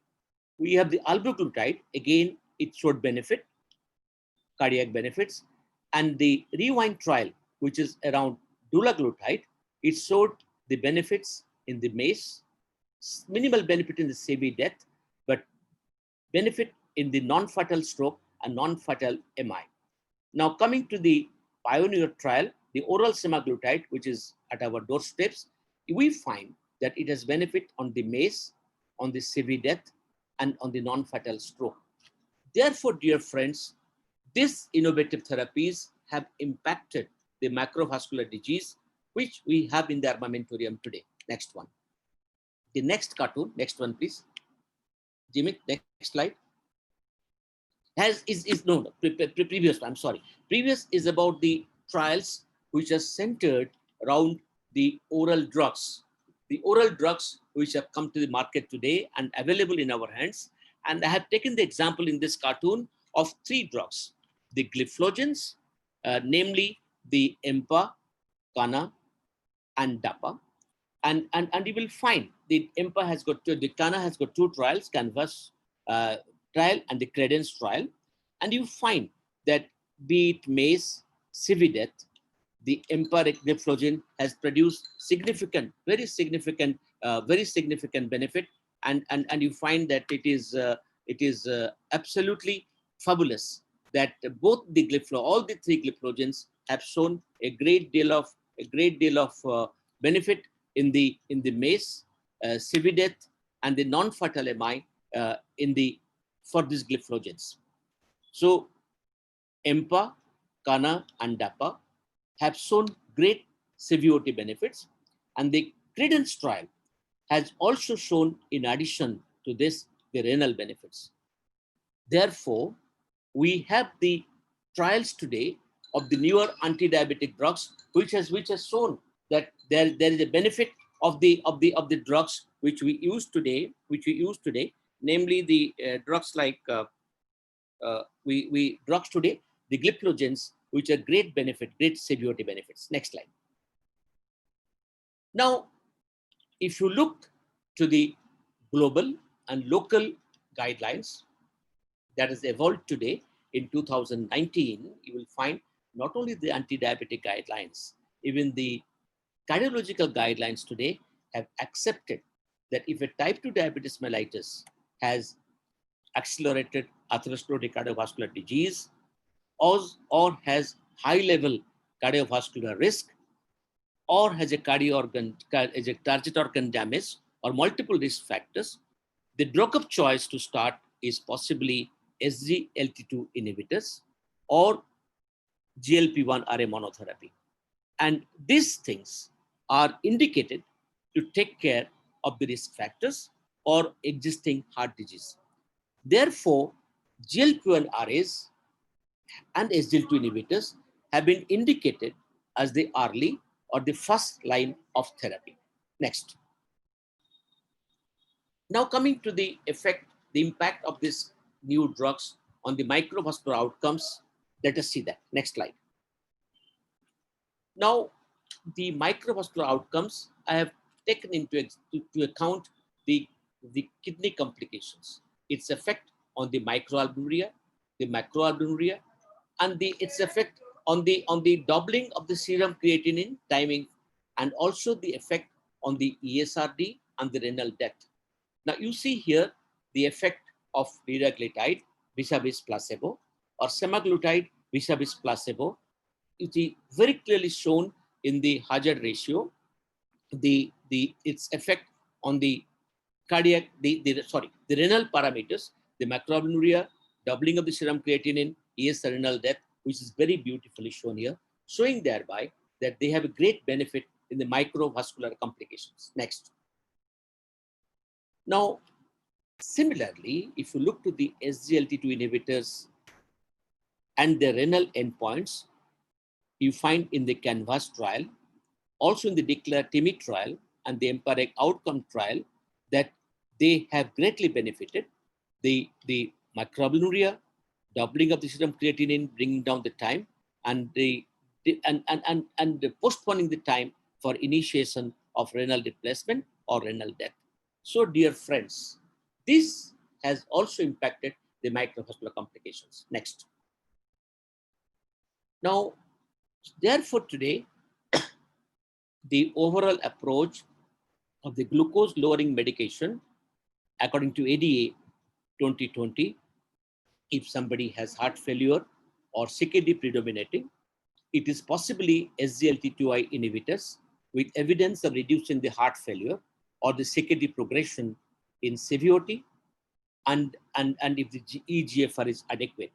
If SGLT2 is not tolerated or contraindicated, or eGFR is less than adequate, let it accept it at 45, may not be 60, at 45 eGFR, and GLP-1 RA with a proven benefit is indicated.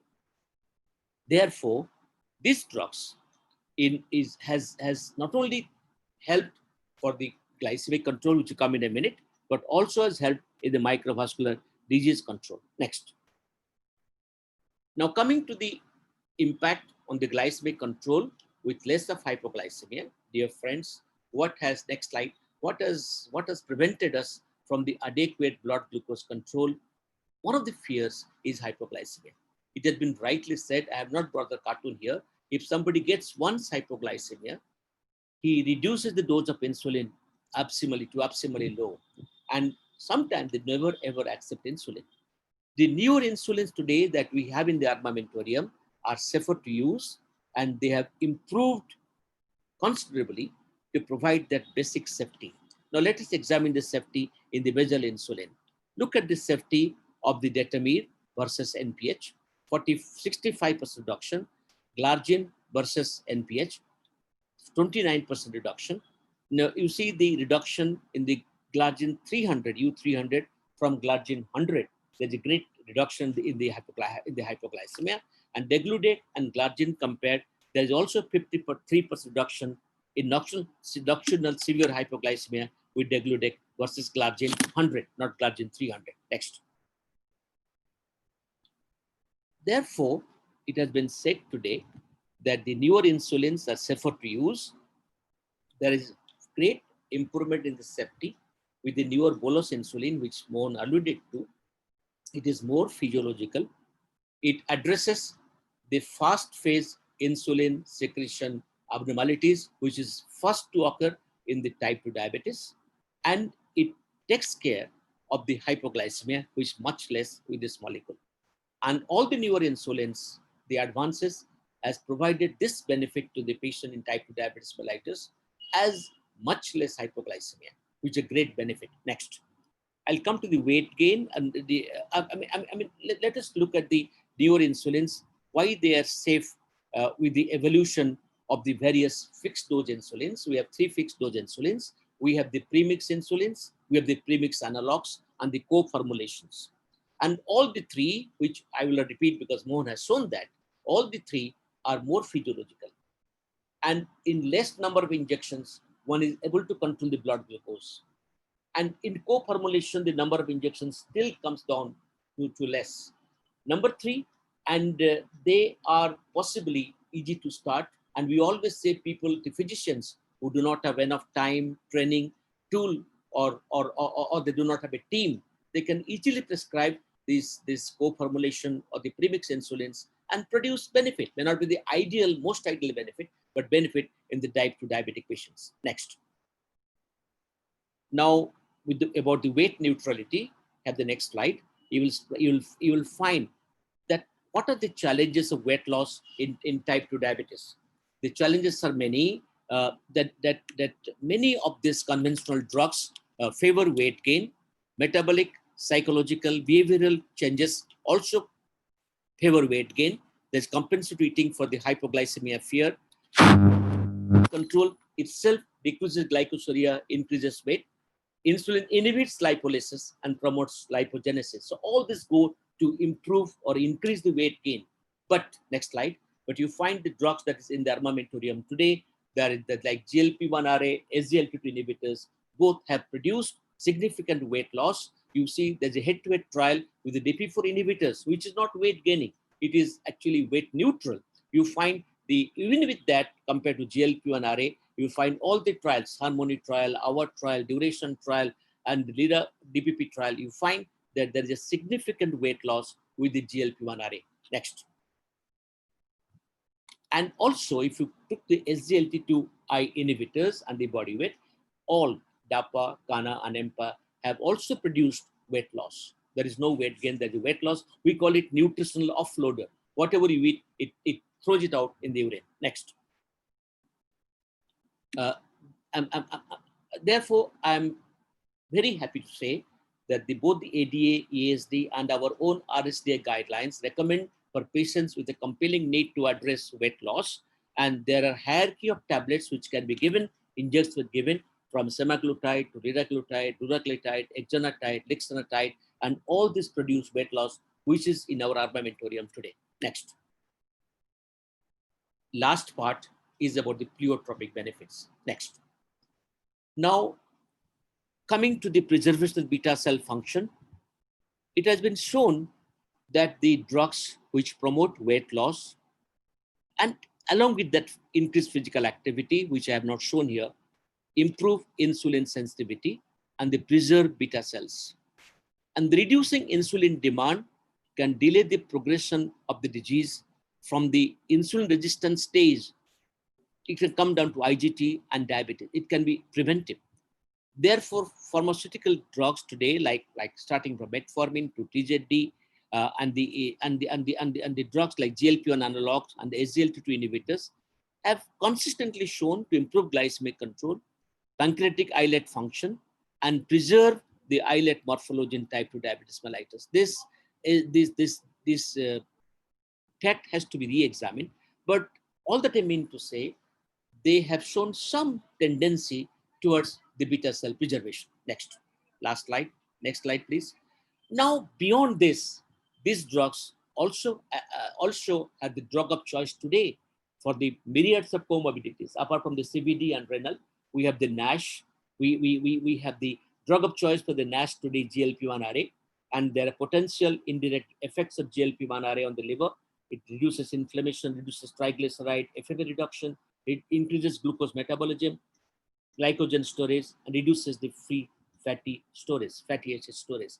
Therefore, these drugs have pleiotropic benefits on the kidney, on the obesity, on the CVDGs, on the pancreas beta cell function preservation, on the liver. Next slide. And therefore, the last but not the least aspect is the heart failure benefit.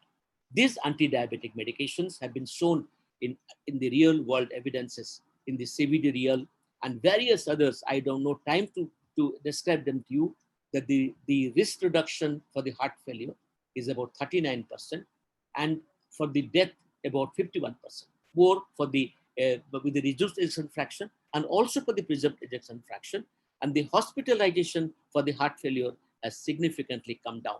Next. Now there have been a lot of innovations in the insulin delivery systems and monitoring, starting from the blood glucose monitor to the TIR, which is being discussed in this meeting. I'm not going to details of it, and the myriads of insulin delivery systems. Next, the next slide, please. This is the last slide. I would like to say today we also have in the armamentarium, which will be coming to India soon. It is still not yet approved in our country. Both semaglutide and icodec are not yet approved in our country, but will be approved soon. We have the, I'm discussing this here because discussed in the ADA and we saw that video. Now the once weekly semaglutide like icodec is extremely good and makes the highest impact possible in the insulin therapy. We have the once daily insulin. We have the possibly in near future, we have the oral semaglutide oral insulin, and we are going to get the smart insulin. Therefore, the quality of life has improved. There is convenience with lesser injections, and there is also benefit of a GLP-1 analog without injection. Dear friends, therefore, I must mention that the current therapy of type 2 diabetes mellitus highly impacted the lives of the type 2 diabetes mellitus patients. Thank you for a patient hearing. So these are addressable and unmet needs and provide treatment outcome with very low risk of hypo and weight gain, and provide good glycemic control with minimizing hypoglycemia. And this has impacted the future of diabetes management, current diabetes management significantly.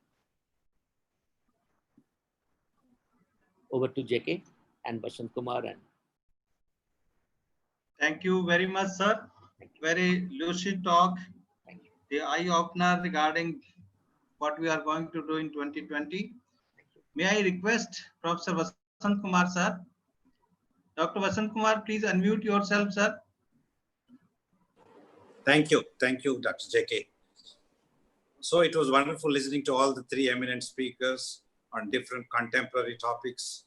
I'm sure the last session with these three speakers were very interesting.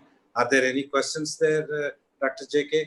Otherwise, we will initiate. We have some time. I hope Dr. Mehta and Dr. Mohan are around. Yeah, Adi is here. Mohan also is here. Dr. Adi is here.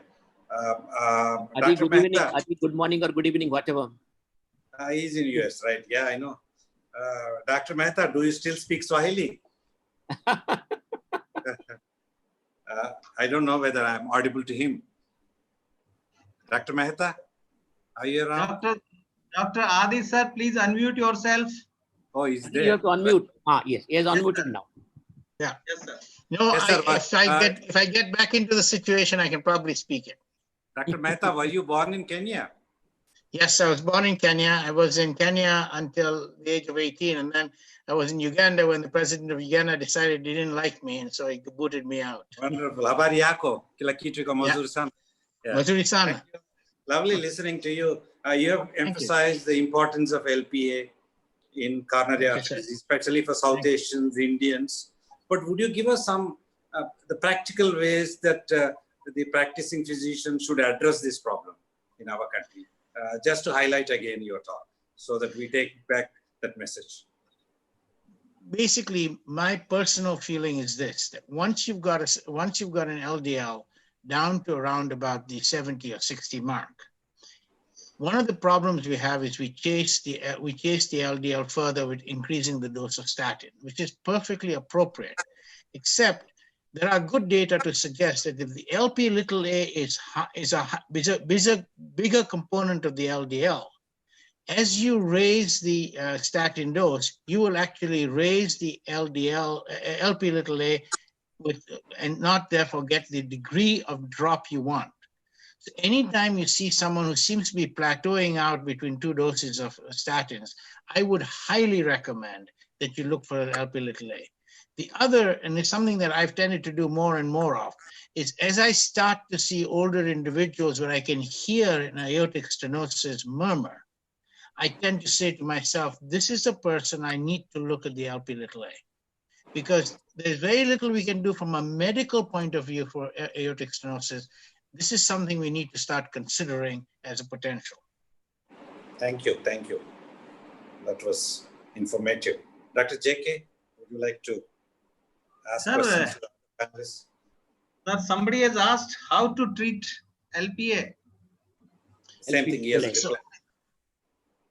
Basically, the cost of PCSK9 is prohibitive, so therefore that is not going to be the way to go.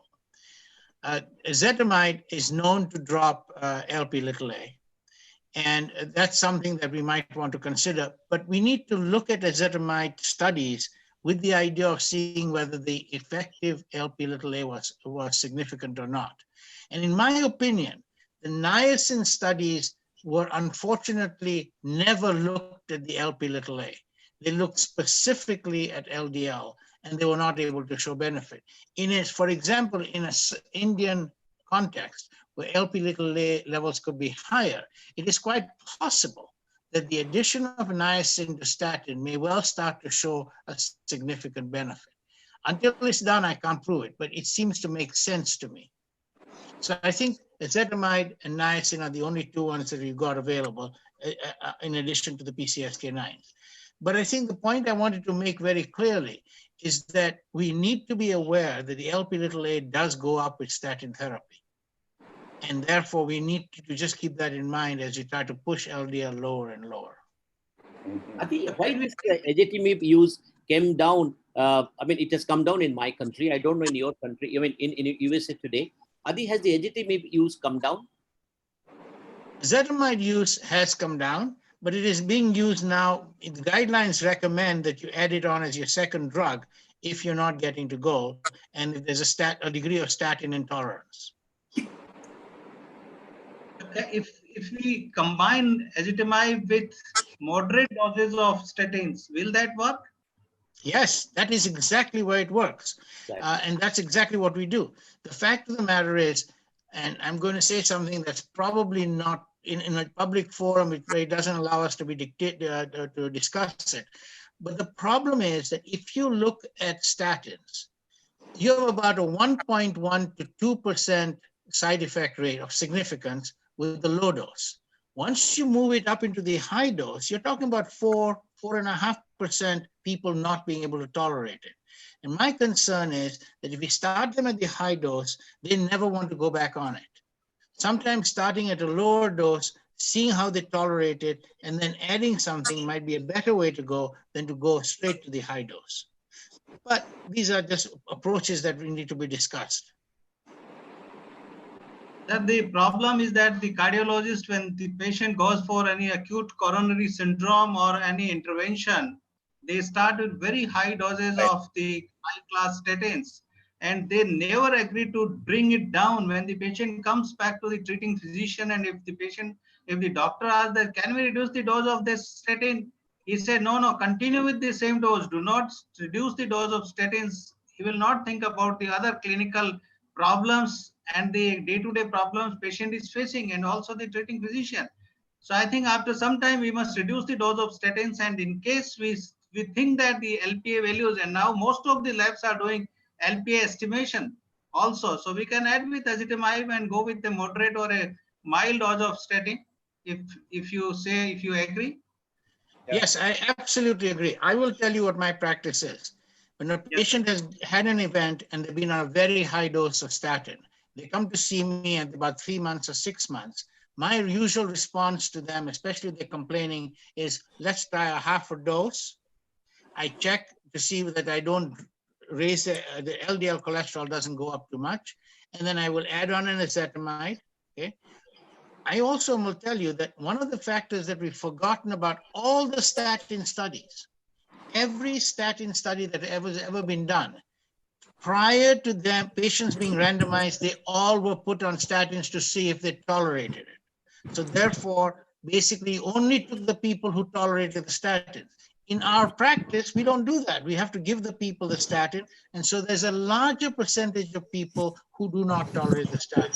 And I find that if I'm a little bit gentler, look, there is a very good database that says, and you guys know it better than I do, if you drop the LDL cholesterol 40 milligrams per deciliter, absolute, you have got 80% of the benefit already there.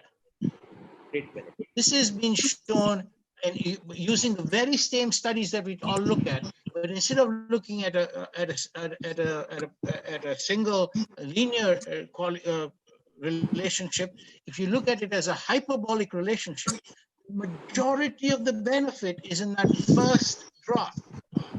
You look at TNT, when the people were randomized to 10 or 80, with the 10 for the first 6 weeks, the absolute benefit was from 15.5% down to 9.9%. And when you put them on the 80, it only went from 9.9 to 8.2. That was the famous 22% risk reduction. But the fact is, a majority of the risk reduction was that first dose. So don't discount, statin is such a powerful agent, you don't want people to stop it because of side effects. Yeah, I think Adi, so I tend to be a little more aggressive. Adi, absolutely correct. I think Adi, correct me if I'm wrong. You are an expert on this. I think the ezetimibe itself brings it down by another 16% to 20% over That's and right. above. As a general rule, if you look at the escalation of doses of statin, once you get past the basic dose, every escalation gives you a 6% in a drop. On the other hand, at the lowest dose, you add an ezetimibe, you get an immediate 18% drop. So it's like when you add ezetimibe, it's like moving the statin dose up 3 titrations. Thank you very much, sir. One question to Dr. A.K. Das, sir. Yes, sir. With the availability of the very good these insulin delivery devices and state-of-the-art insulins available at the present time, the only inhibition is the cost of the therapy, which is not affordable to every person. So to start with, in a new patient with a very high level of HbA1c, we start with insulin, a good explanation to the patient, and we try to cover this clinical inertia and also to bring down the HbA1c and the sugar controls. Along with that, the the complication rate also comes down, and then we can go back to the oral medications. I think, JK, what you are meaning is absolutely correct. Now, I'll just give a small example.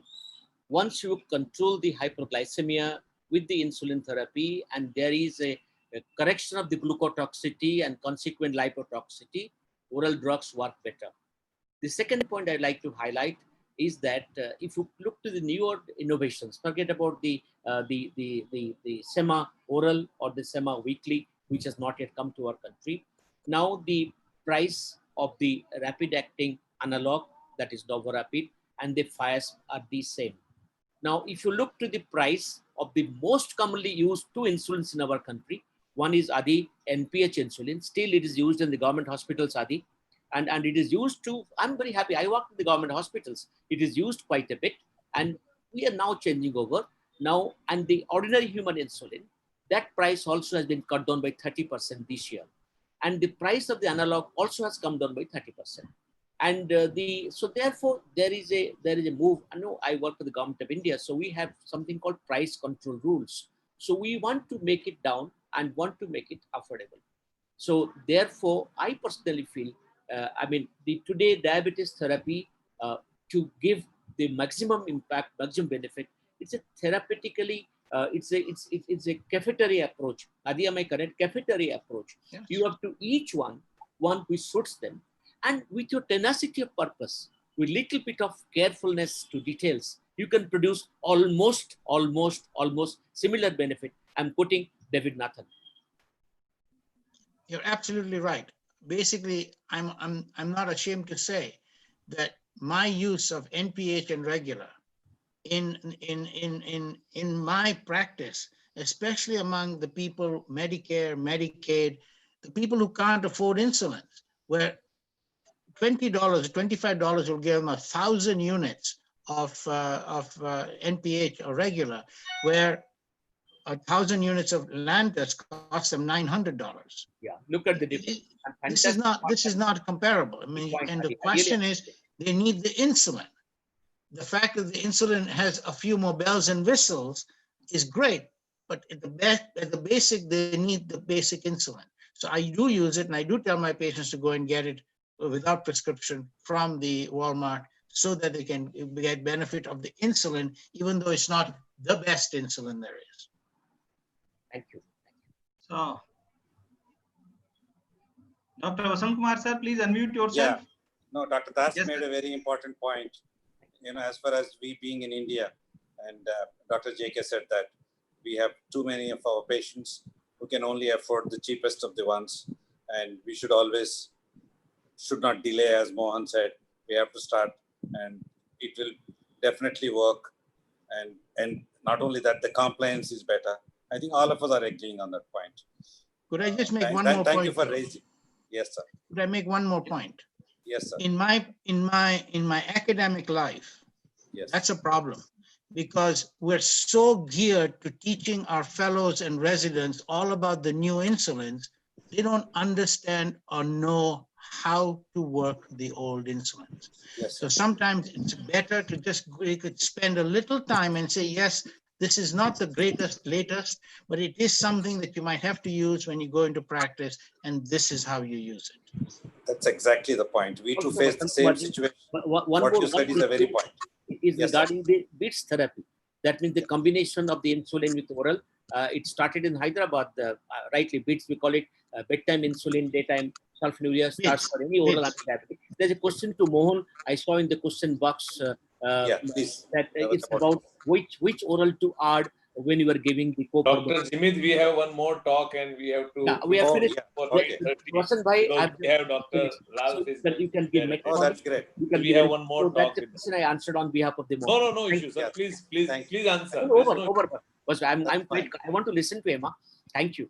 Thank you. Bansi bhai, thank you very much. And It you was have real fantastic, sir, to have you. beginning Dr. Adi Mehta, thank you very beginning- much. Adi, Dr. Adi, Das, India it is was going to great. become the Dr. Vasant Kumar, e-education, Dr. Thank you, e-education Dr. capital, Bansi. e-education capital, and Bansi bhai is the lead. Yes, sir. Thank We you. thank all the Thank you. speakers. I thank my co-chair. And sir, please stay for the talk of Dr. Emma. course, yes. Jimit, can you Yes, introduce her, please? Of course, yes. Thank you. Thank you, sir. Thank you all. I would like to invite our next chairperson, Dr. Dharmendra Panchal, a diabetologist from Ahmedabad, and I would like him to introduce our next speaker. Thank you, Jimit Bhai. And it's really an honor to invite Dr. Emma Alquist from Sweden. And she's going to talk on steps towards precision medicine in type 2 diabetes. Emma Alquist, she obtained her PhD in medical inflammation research at Lund University 2007 and more interest in genomics. And then she joined Genomics Diabetes Endocrinology Group. Her interests include genetics in diabetes, diabetes complication, incretin biology, and related traits. She has been major contributor in GWAS meta-analysis of numerous diabetes-related phenotypes such as diabetic nephropathy, retinopathy, pro-insulin secretion, LADA, and GLP-1 secretion. She also has been involved in several international consortia, like including IMI-funded summit, Rhapsody, Beat, Decade, Magic. Last year, she published one of the beautiful paper along with Professor Liv Group, that is a new sub-classification of type 2 diabetes. And the stage is over to you, Emma Alquist. Thank you. So thank you so much for having me. This presentation was supposed to be by Professor Leif Group, but he's in hospital and couldn't be here with us today. So I will see if I can share my screen.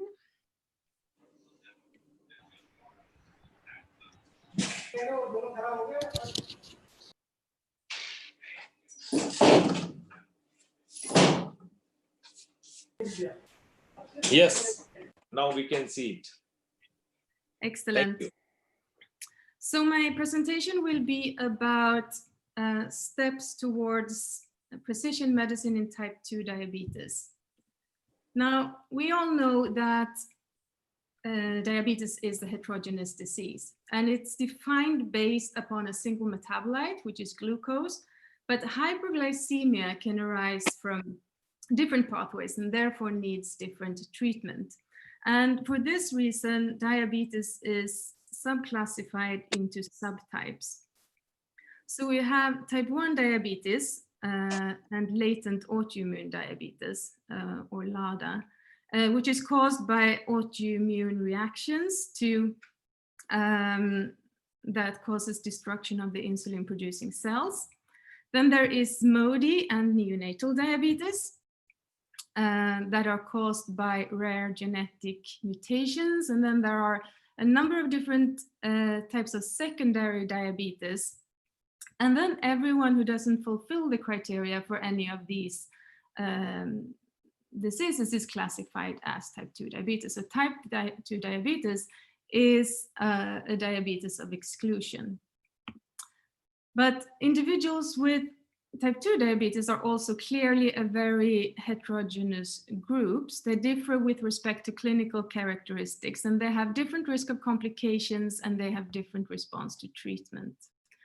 So everyone agrees that it's heterogeneous, but there has been a discussion about the nature of the heterogeny, where people have been contrasting one model in which every individual can be clearly classified into a distinct subgroup, or some people claiming that it's just a continuum of patients with a mixture of defects in different pathways.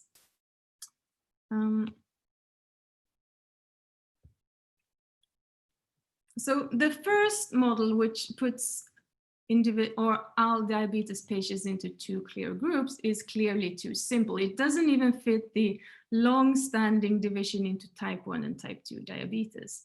Now, it's been known for thousands of years, with Indian doctors pioneering this field, 500 BC, saying that there are two main types of diabetes. There is one in leaner, younger individuals that is very acute and severe, and there is a milder type in older and more obese individuals. However, there is no clear-cut definition that can put every patient into one of these categories, and the names and the definitions of these subtypes have differed over the years. So one model of the second alternative was proposed by Professor Mark McCarthy, who called it the palette model. And in this model, it's imagined that every pathway has its own color, and then each individual is colored by the sum of all the pathways that are affected in that individual. And then it's assumed that most individuals would have some kind of a muddy brown color resulting from this.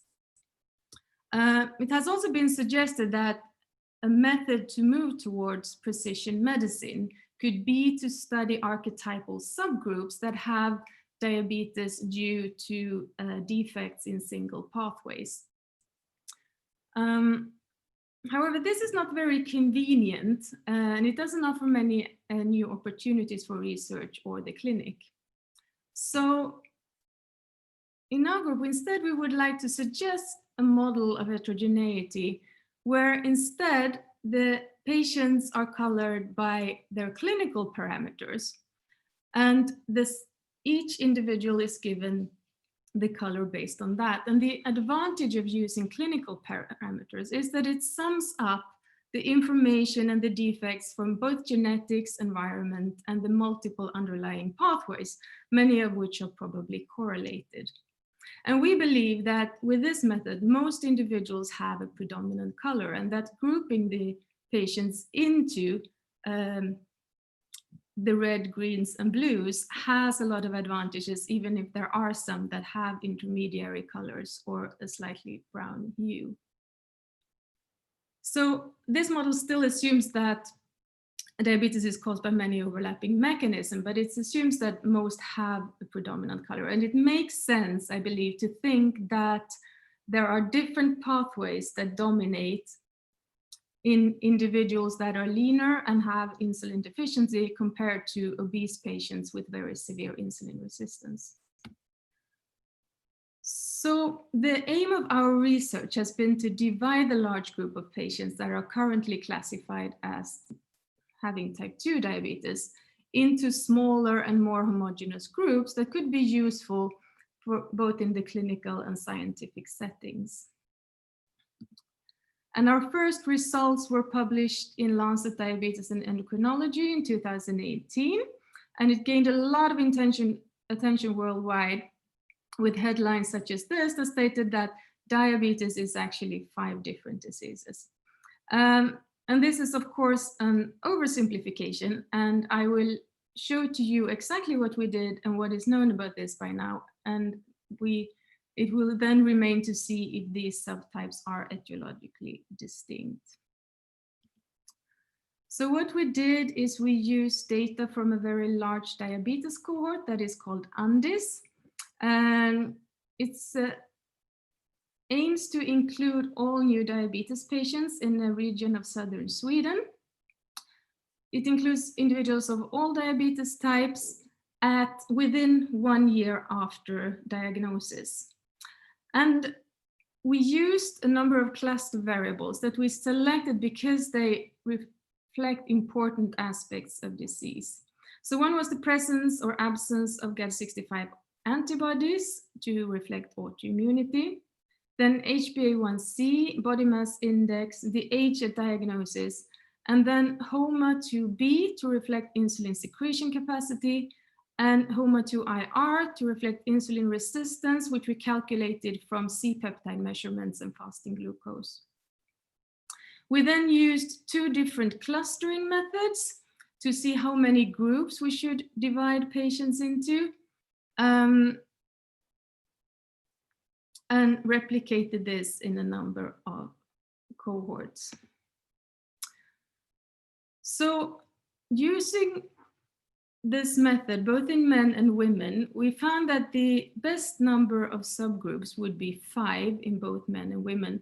And the characteristics and the distributions of patients were strikingly similar.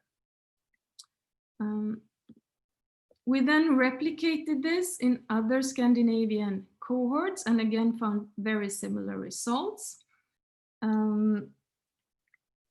Here we have the UNDIU and the Scania diabetes register, where patients were also included close to diagnosis. And then for the VASA diabetes registry, we divided patients into those who were included within 2 years and those with longer duration. And for those, the mean duration was about 10 years. And even with the longer duration patients, we found similar clusters with similar characteristics. And since then, these clusters have been replicated in a number of different cohorts with different ethnicities. And this is just one example that was published soon after that shows similar clusters in Chinese and American individuals of mixed ethnicities. So to summarize this, we have shown that we can reproducibly divide diabetes patients into 5 subgroups with different characteristics and progression.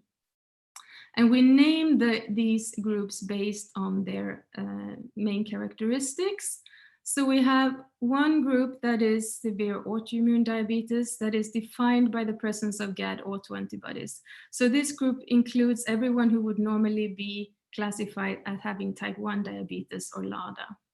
Then we have severe insulin deficient diabetes, severe insulin resistant diabetes, moderate obesity related diabetes, and moderate age related diabetes. And I will go through these different subtypes and show you the most important things that we know about them. So I will start with the largest subgroup, which is the moderate age-related diabetes, and this is pink in my slides. As you can see by the box plots, individuals in these groups are relatively old at diagnosis. They have low HbA1c, an intermediate insulin secretion capacity, and relatively low insulin resistance. If you look at the right, you will see what medication they were on at the time of registration in UNDIS. And here you can see what treatment they were prescribed during follow-up. So this is from a national prescription encashment registry that shows what medication they have bought at the pharmacy. And you can see that this group is the least likely to get insulin, the least likely to get a second oral medication, and they are the first to reach the treatment goal based on HbA1c. I will also show you later that they have the lowest risk of diabetic complications, at least in the eyes, kidneys, and nervous system. The severe autoimmune diabetes is defined by the presence of GAD autoantibodies. So it includes the type 1 and the LADA. The severe insulin deficient group, which you can see here in blue, is GADA negative. But otherwise, the 2 groups have quite similar characteristics. They both have high HbA1c, relatively low BMI and age at onset, and very low HOMA-B reflecting insulin secretion. This has also been confirmed by intravenous glucose tolerance test in a German cohort. And in Andes, we could see that both these groups had a high prevalence of ketoacidosis at diagnosis. You can also see that the high HbA1c remains during the follow-up period.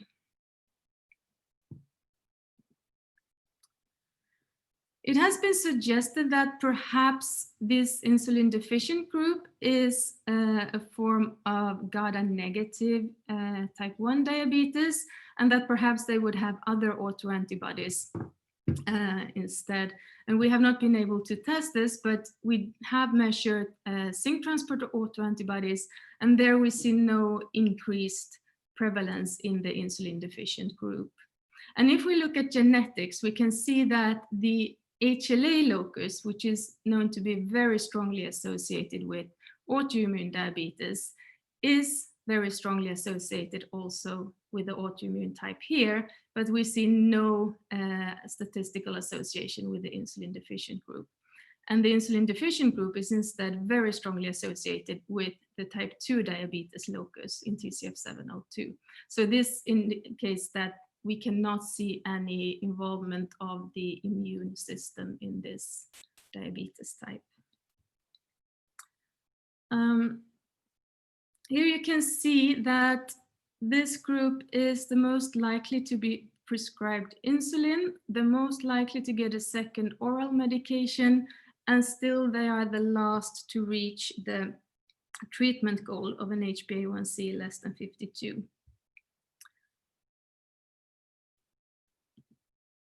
This group also has the highest risk of developing diabetic retinopathy. This is from a screening that is done very early. In Andes, about 135 days after diagnosis.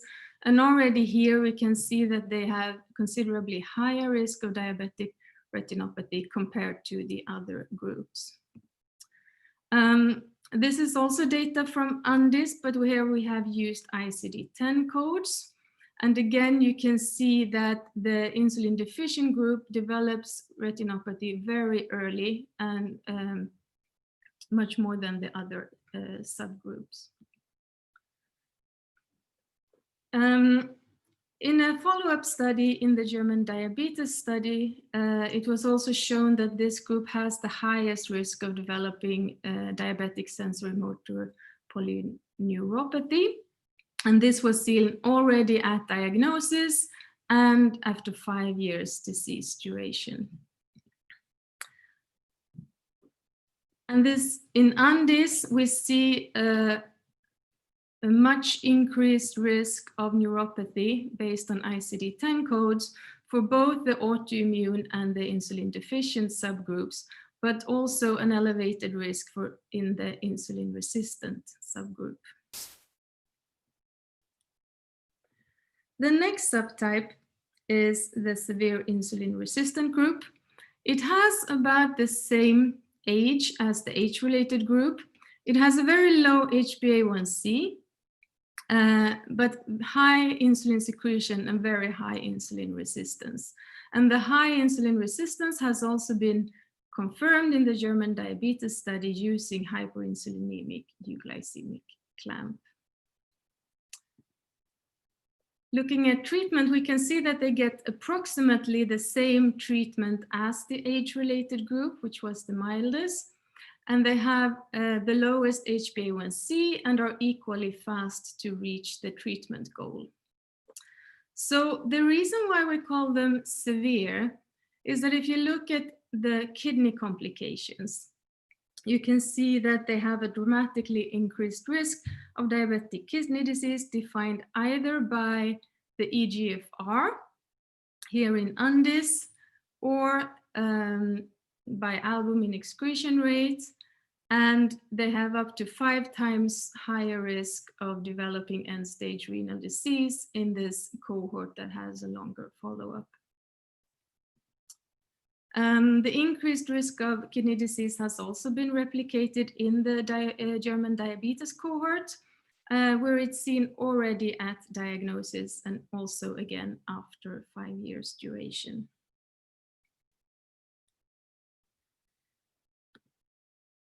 It has been suggested that CKD can be equally well predicted by EGFR and age at diagnosis. So that this is just where I want to show this, that even if you adjust for all of these variables, you still see a much higher risk of CKD and end-stage renal disease. So this seems to be driven by the insulin resistance. This subtype also has an increased risk of developing non-alcoholic fatty liver disease, as measured in UNDIS by liver enzymes. And in the German diabetes study, they have looked at hepatocellular lipid content and different types of fatty liver indexes. And all of these are highest in the insulin resistant group. The last subtype is the moderate obesity related group, which is very obese and has a relatively early onset of disease. And it's also relatively mild with and doesn't need that much treatment and has good metabolic control. So since we have two groups with obesity, which is one that is young, the moderate obesity group, and one older, the insulin resistant group, it has been suggested, and it's easy to think that they are perhaps the same group of individuals. They have just been diagnosed at different stages of disease. And one way to investigate this is to look at the genetics. And we have done a genome-wide association study, so comparing each subtype with non-diabetic controls. And what we can see from these plots is that there is the very strong association with the HLA region for the autoimmune diabetes group, which is missing from all of the other types, saying that only this one seems to be involving the adaptive immune system. We also see the very strong association with TCF702, which is the strongest risk factor for type 2 diabetes in 3 of the subtypes. But we also see a striking lack of association with this region in the insulin resistant group.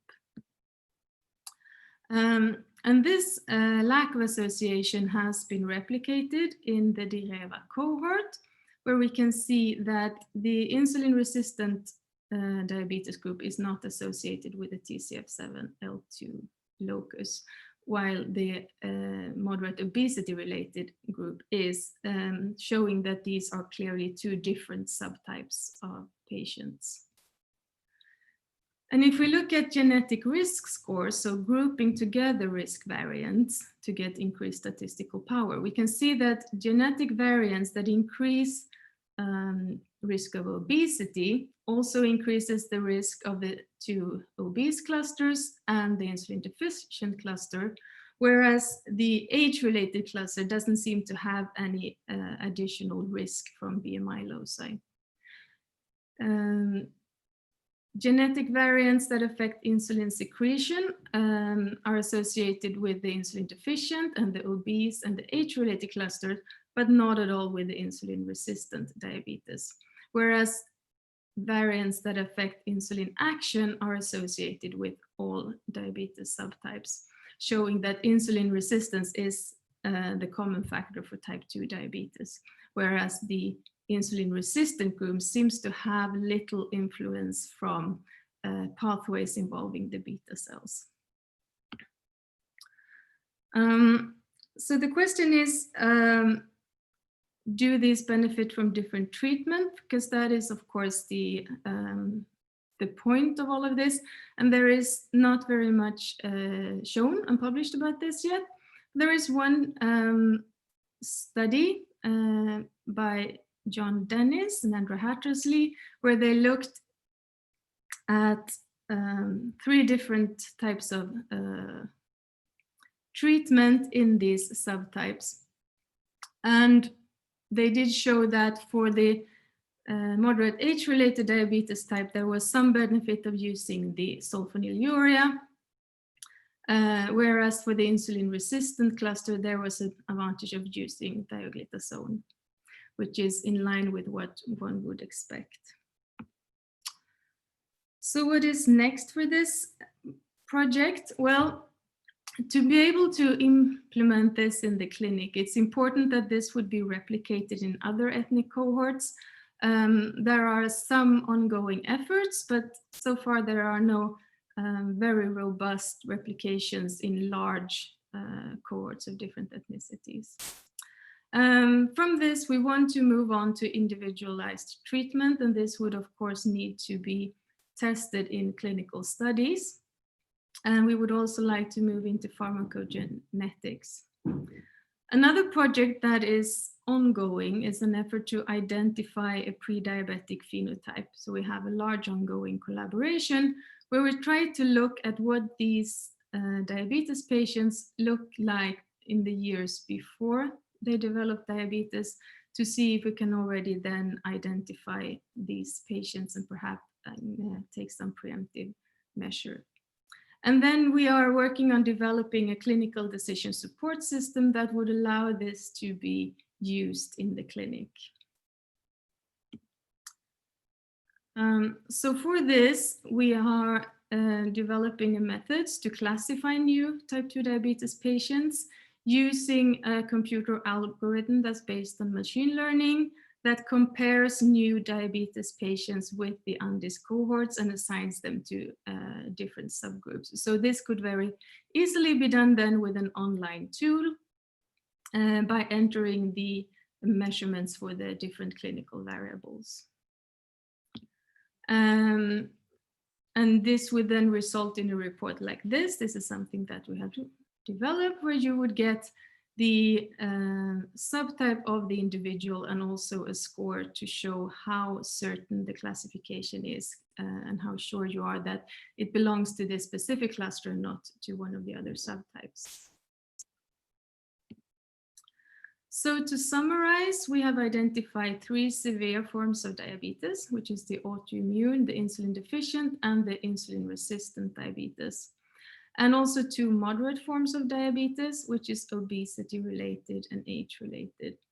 And of these, the insulin deficient diabetes subtype has the highest risk of diabetic retinopathy and neuropathy. And the severe insulin resistant diabetes has the highest risk of diabetic kidney disease and non-alcoholic fatty liver disease. And these data shows that especially since this severe insulin resistant group has good metabolic controls but still develop diabetic kidney disease, it's important not to focus the treatment only on HbA1c to evaluate disease progression and response to treatment. And the insulin deficient and the insulin resistant patients develop complications very early and would probably benefit from early identification and intense treatment. This classification can be done at diagnosis based on the UNDIS clusters and could thus be used to predict complications and choice of medications in the clinic. To use this outside of Scandinavia, we would need to have separate reference populations possibly. And the genetic studies that we have done suggest that there are in fact some etiological differences between these subtypes that suggest that they actually have different pathogenesis. And then I want to finish by acknowledging all the cohort authors and especially Leif Group, who was the initiator of this study and of the UNDIS cohort. And I would be happy to take questions. Last session.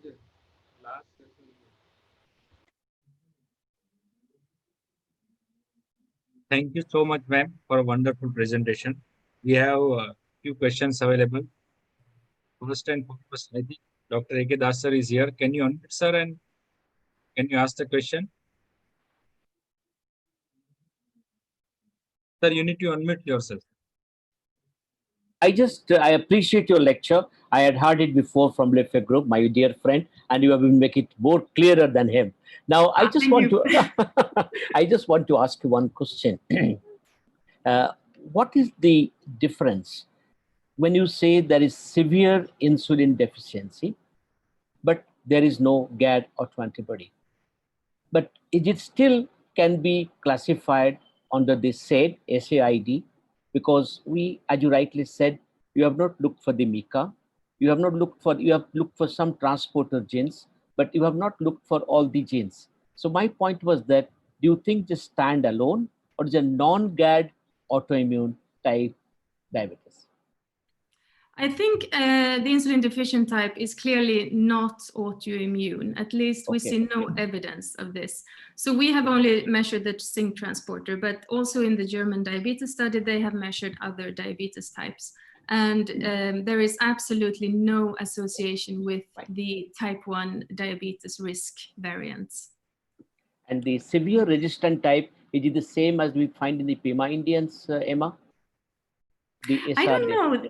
That's a very interesting question, but because I think it has also been shown that they don't have an association with the TCF7L2 locus. Exactly. Yeah. They don't have so common type 2.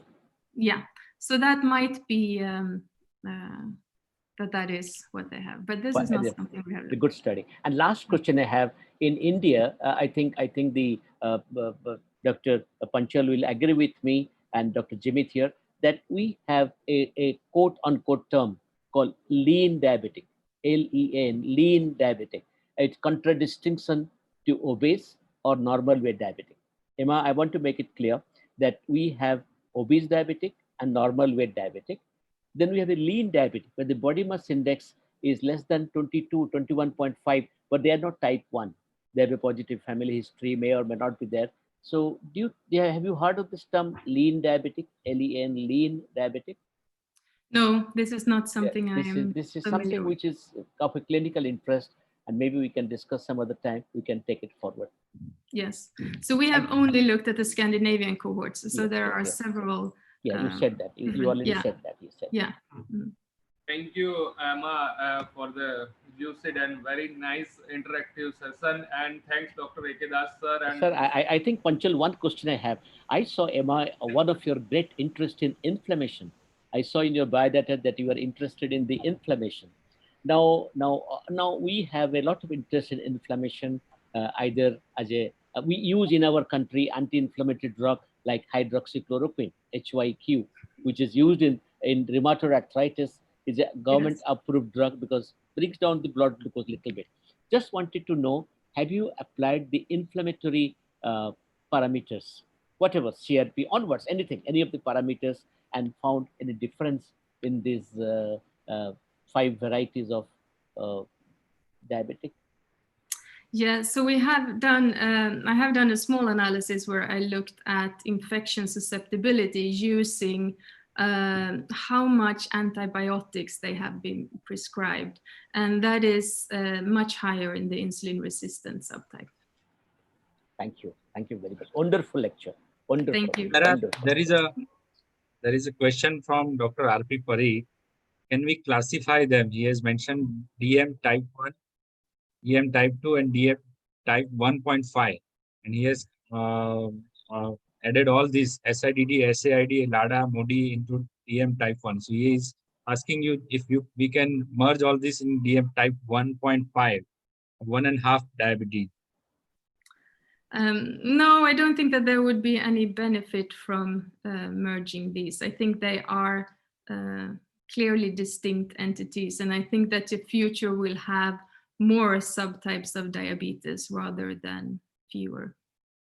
One question I would like to ask, when we are classifying as severe insulin deficient diabetes, insulin deficiency, how do you define? It is what cutoff you use based on C-peptide or some other formula, or what you use to classify, make it as an insulin deficient? Yeah, so this clustering, it's based on similarity of all the included parameters. So there is no cutoff for any of the clinical parameters. It is an overall similarity to the group. So that's the difference between this clustering approach and what you would normally do with different thresholds. Okay. And one out of interest I would like to ask, among all these 5 categories, any relation with liver disease or liver disorders or hepatic parameters and their distribution among all 5 categories? Yeah, so the insulin-resistant diabetes type has the highest risk of non-alcoholic fatty liver disease. And there is also some genetic association of variants that increase risk of liver disease that are associated with this subtype. Yeah, I think Panchal, Emma, we also in our country use, in addition to GLP-1 RA, we use pioglitazone. You have this drug in your country. It's an anti-resistant drug. Thiazolidine, you use pioglitazone also for the NASH. So it sounds very logical what you say, that this severe resistant diabetes has both NASH and also kidney disease. You said yes, both. exactly. Thank you. Good. Oh. So I think we don't have any Someone further else wants questions. to talk. Thank you, Emma. Thank you very much. Thank you so much, man. Thank you, Dr. A.K. Das, sir, Dr. Dharmendra Panchal, sir, and Prema for the wonderful talk and sharing the session also. And I would like to announce now that we are having a plenary session on Hall A or Banting Hall. So I would like to invite you to join there. Whoever is delegates are here in Hall B or Banting Hall, you can now go to Hall A. The faculties can also join via their link given to them as a delegate. So they can also join Banting Hall for the plenary sessions. Sure. Thank you everyone. Thank you all the chairpersons today, all the speakers today for wonderfully carry out this today's session in the best hall. Thank you again so much. Thank you the technical team also. Thank you very much. Jimmy, thank you. You are wonderful. Panchal, thank you. You are wonderful. Thanks a lot. Thank you. Thank you. Thank you. We are going to the Banting Hall. Yes. Thank you, sir. everyone.